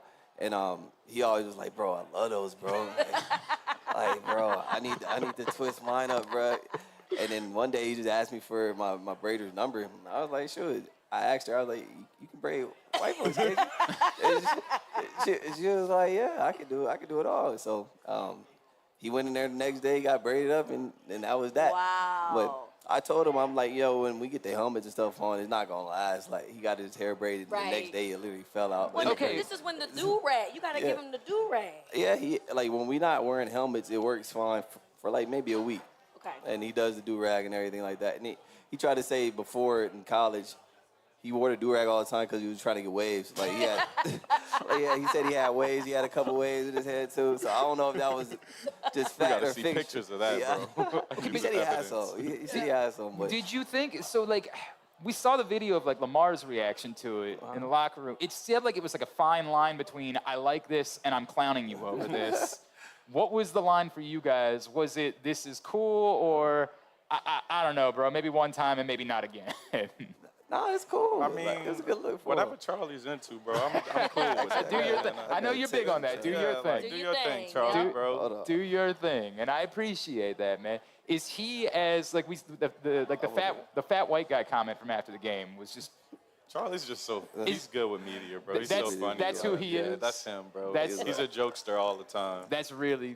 Hang on. Oh my God. Hang on. This is hilarious. What are we looking at? No, this is just Charlie after he got his braids done. He said he feels so fly. He said, I feel so fly when she does my hair. My confidence is through the roof. Yo, wait a second. If that's what this leads to. He got to let it grow. Right? Yeah, he got to let it grow. Yeah. You're going to have to make sure that stylist is like over at his house. All right. But all jokes aside, though, Charlie is a really good worker. Like, he works hard. He has his routine, keeps his head down. Helps us out a lot. You guys were not surprised by him having like a breakout game offensively? Nah, I think we kind of got started in the same role. Like, we both were fourth-round picks. And, like, when we first got here, we had the talent from college to do what we did or do what he did. But you have to find your role first. And so he had to get on special teams. I had to get better at blocking so he could be on the field. And when you're on the field, eventually you go start making plays. And so he just stayed diligent with it, man. Never got discouraged during the whole process of not doing what you want to do on the field. And so you'll get rewarded from that over time. This might be like the greatest tight end room in the history of football, man. Like, this is nuts. We do have a lot of tight ends. Like that joke that he made with like everybody's paying attention to Mark, everybody's paying attention to Isaiah, so I can just sort of slip down the middle of the field, and right? He's right. And he's right. What do you do with that? Like, it's hard enough to cover one tight end in the NFL, man. Like, covering all, you know a thing or two about that. Like, going up against dudes that size. Like, that's a matchup problem, right? Yeah. Very true. We got matchups all across the field. Yeah. And, Yes. Like, having big people that can do that, and then you have Zay, Bate, all the skill guys we have, Tylen, to make plays too, man. It just makes it very lethal. Yeah. All right, before we wrap up this segment, we were talking about it with Keaton last week. So, Justice, just the Derrick Henry experience for you. Like, what's it been like being around that dude every day, soaking up, like, everything he does? You haven't started eating, like, the plain kale bowls of spinach. You haven't started doing that, right? I haven't done that. Man, Derrick's a pro, man. Actually, I happen to know what Justice ordered tonight. He's definitely not doing it. What I ordered, man. We call that stop snitching, man. I eat good. I eat for pleasure. Yeah, for sure. Exactly. Thank you. Smart man. You got one life to live, man.